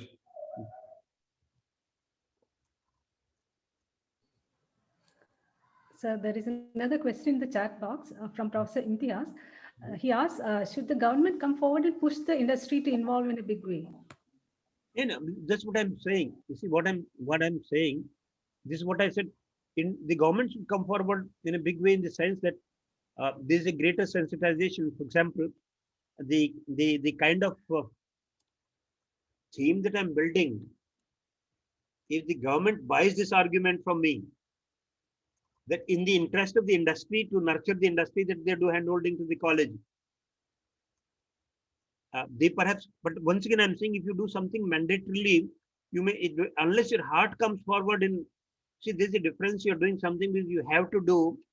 Again, there'll be tokenism. And something that you love doing, it's a mutual benefit to do it. So the moment you look into the mutual benefit, you'll put your best foot forward. So I'm still, because making things mandatory may not always work, because there could be tokenism that may exist. And for example, you might have an institute industry interaction cell, make it mandatory to hold conference every year. But unless both realize the need, the participation in that conference may be only notional. So while I'm all for it, but I'm more in sensitizing somebody who, I think the principal asked that question, to what extent the Indian industry has been sensitized to it. And my answer is to very little extent, if at all. And it's time that, and since much of my focus is aimed at industry, but I'm actually speaking to a group who actually would benefit in the process, but the major initiative to come from them, from the industry.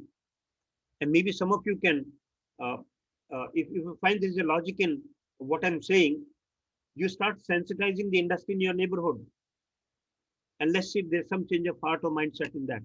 Because to me, only through, and this is a time-tested thing in the developed world. If you look at some of the top-notch institutions across in US, Japan, it's through industrial hand-holding, those universities are able to do state-of-the-art research and product design innovation, because only that way it's possible. Otherwise, the quantum of money required for doing a quality research and quality teaching with the latest equipment is indeed uh, uh, now. And yeah, somebody is asking. It's quite natural for uh, quite natural for them to invest in IITs. Now, now, mind you, I am an IITian of nearly 59 years standing. Even now, I'm a professor in IIT Delhi without a break, bachelor's, master's, doctoral, and IIT. There's nothing natural about it. To me, actually, uh, funding in IIT looks natural because you already have that 150% clause of all IITs by act of parliament are covered under, you pay 100 rupees, you get 150 tax rebate. You give that freedom to everyone else. And that's what point I'm making. Number two, you see, by only funding the already funded, for example, if you know in IIT Delhi, almost every assistant professor who joins IIT Delhi at the induction stage gets about an initial research seed money to the tune of 50 lakhs to 1 crore to get started funding. Can you ever imagine this in my private sector colleges? As a result, it's not a level playing field of the products in the two institutions that I'm saying. So that, but what percentage of graduates are coming from IIT? Only 2%. So am I focusing on 2% or the remaining 98%? Because to me, unless everybody from every college is fully employable, the great dream of making this country great cannot be realized. That's the point I'm making. And therefore, while they are doing it, maybe there's a tax incentive, maybe a big name that you, maybe that the perception that IIT has outstanding people is fine. But unless you break that vicious circle, how do you increase the catchment area of a larger number of such institutions in the country? To me, every institution can be IIT-like if the handholding is done by the society and the industry. Therefore, although it sounds natural, but there is nothing natural about it. It's a current tendency. They must therefore recognize that they need to fund those who need the fund much more, because otherwise the marginal utility of research investment of the already richly invested institution might decrease a bit. So perhaps if 1 crore is made available to your college, to whole college, I'm talking about 1 crore, and 1 crore of research grant seed money given to an assistant professor for IIT Delhi, let's say when he joins the college, I'm sure 1 crore given to a college would have a greater impact on Indian economy and the Indian educational scenario. So it's a way one looks at it. It's just a question of perception. And let's see. Okay. So although they're doing it, but then there's nothing natural about it. They're doing it because it's respectable to invest in IITs. But not why IITs? In fact, even Indian industry.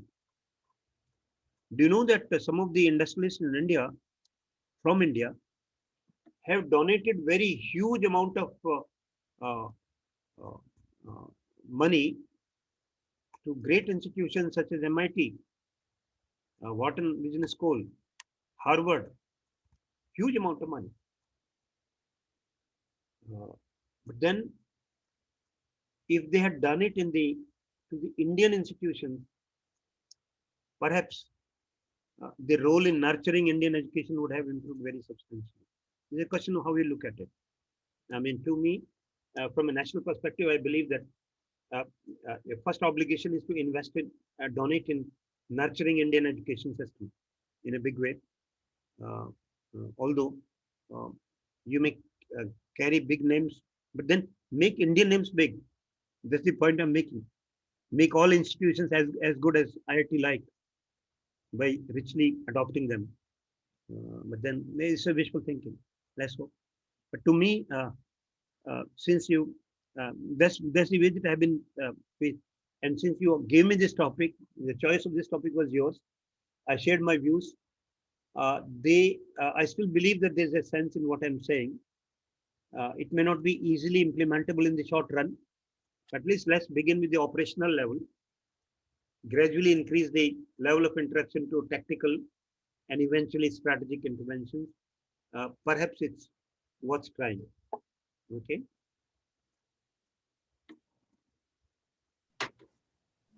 So we Hello, have sir. I have a humble request before coming to my question. Yeah. In your lecture series, kindly include two more topics.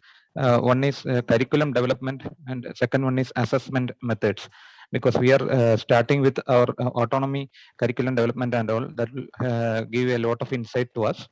Because since it is affiliated to a university, we have a lot of problems facing with the curriculum, because it is revised once in every 5 years. Okay, so as you know, the technologies.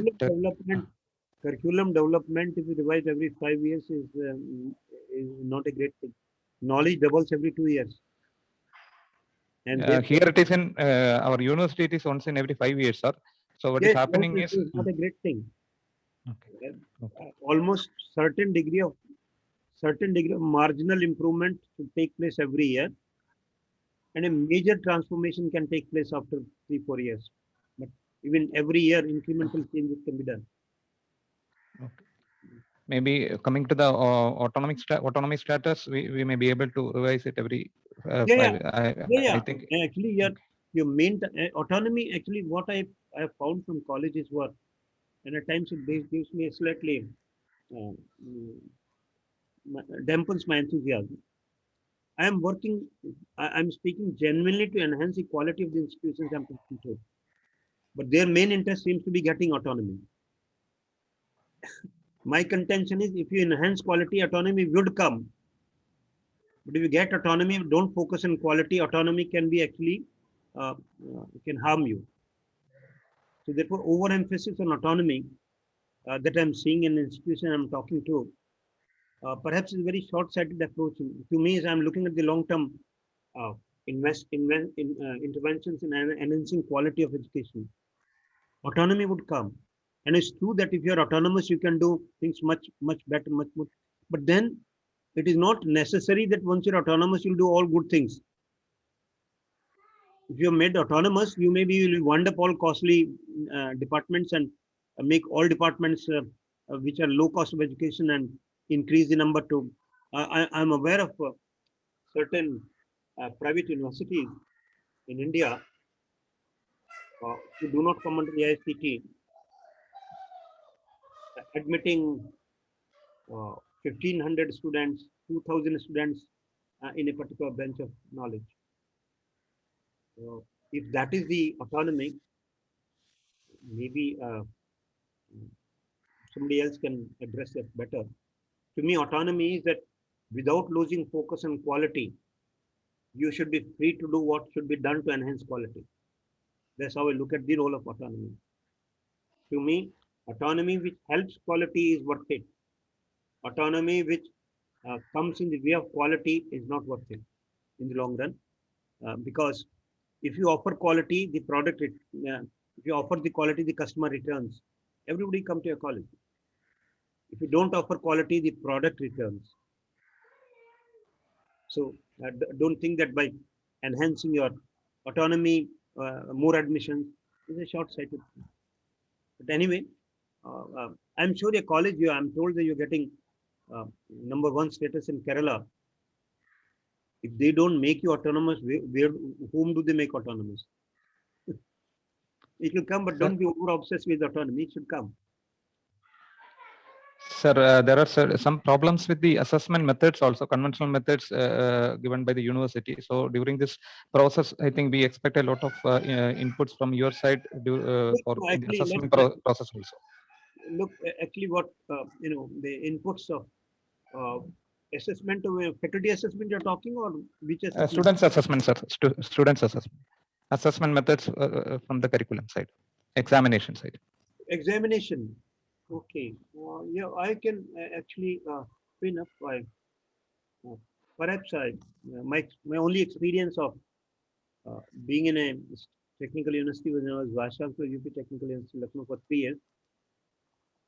And yeah, then once you're aiming at autonomy, your interest in the university, affiliating university should not be that high. Aim at because changing that university culture is not that easy in the short run.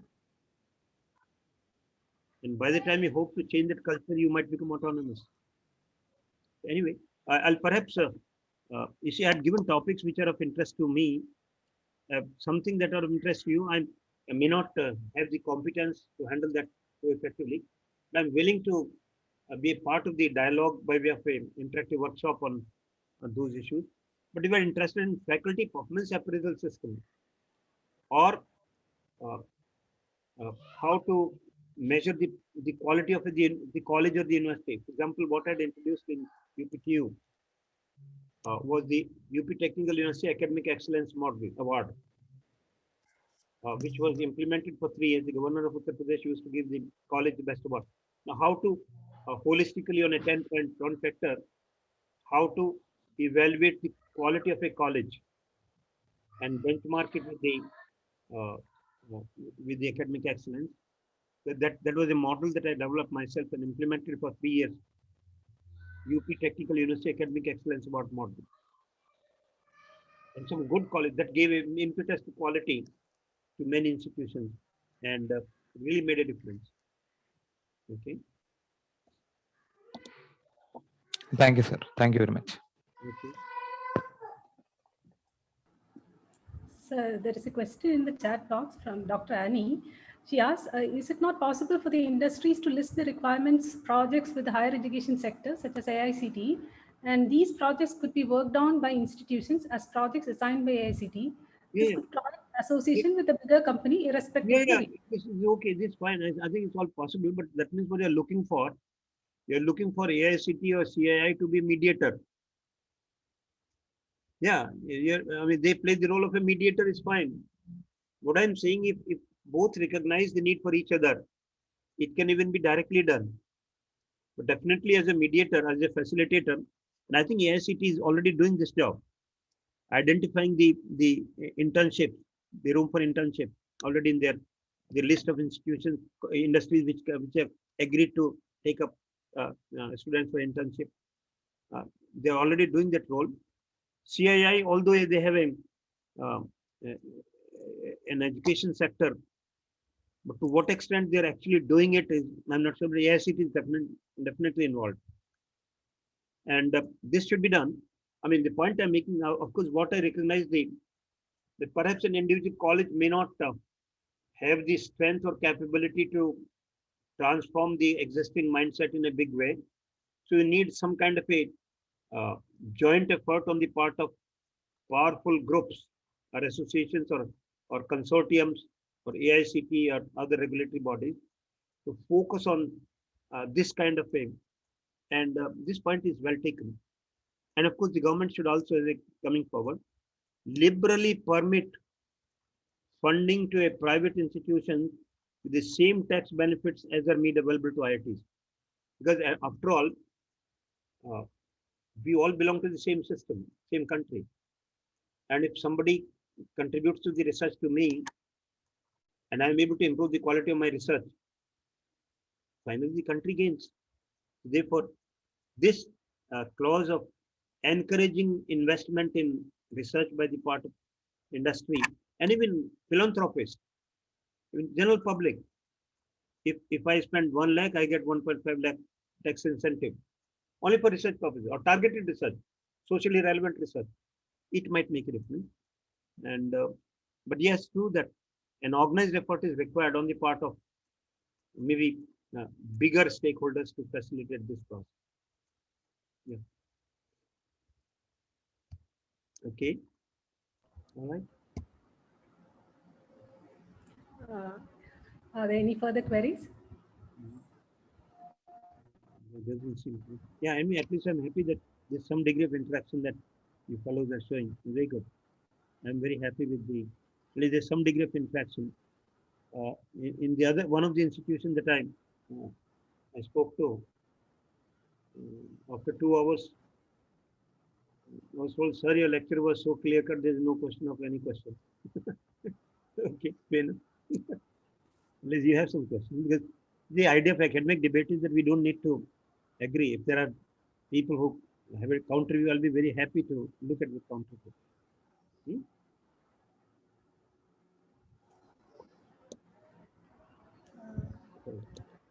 So if there are no further queries, I would Right. like to call upon Dr. Munawar Fairuz to deliver the vote of thanks. Dr. Munawar.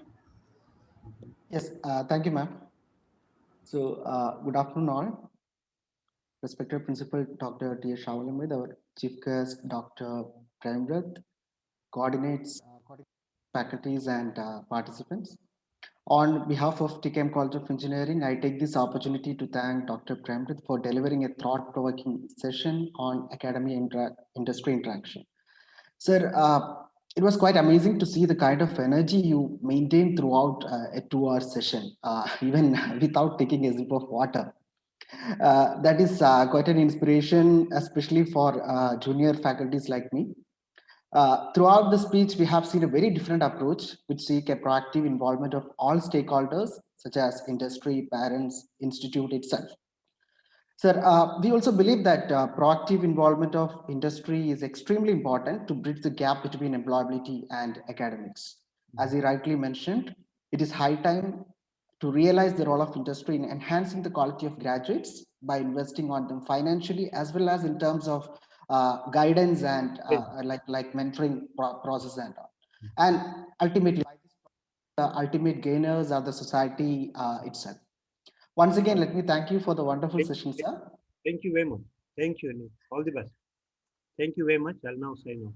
Thank you, sir. Thank you. Thank you, sir. Thank you. Thank you very much. Thank you very much, sir. Thank you. Okay.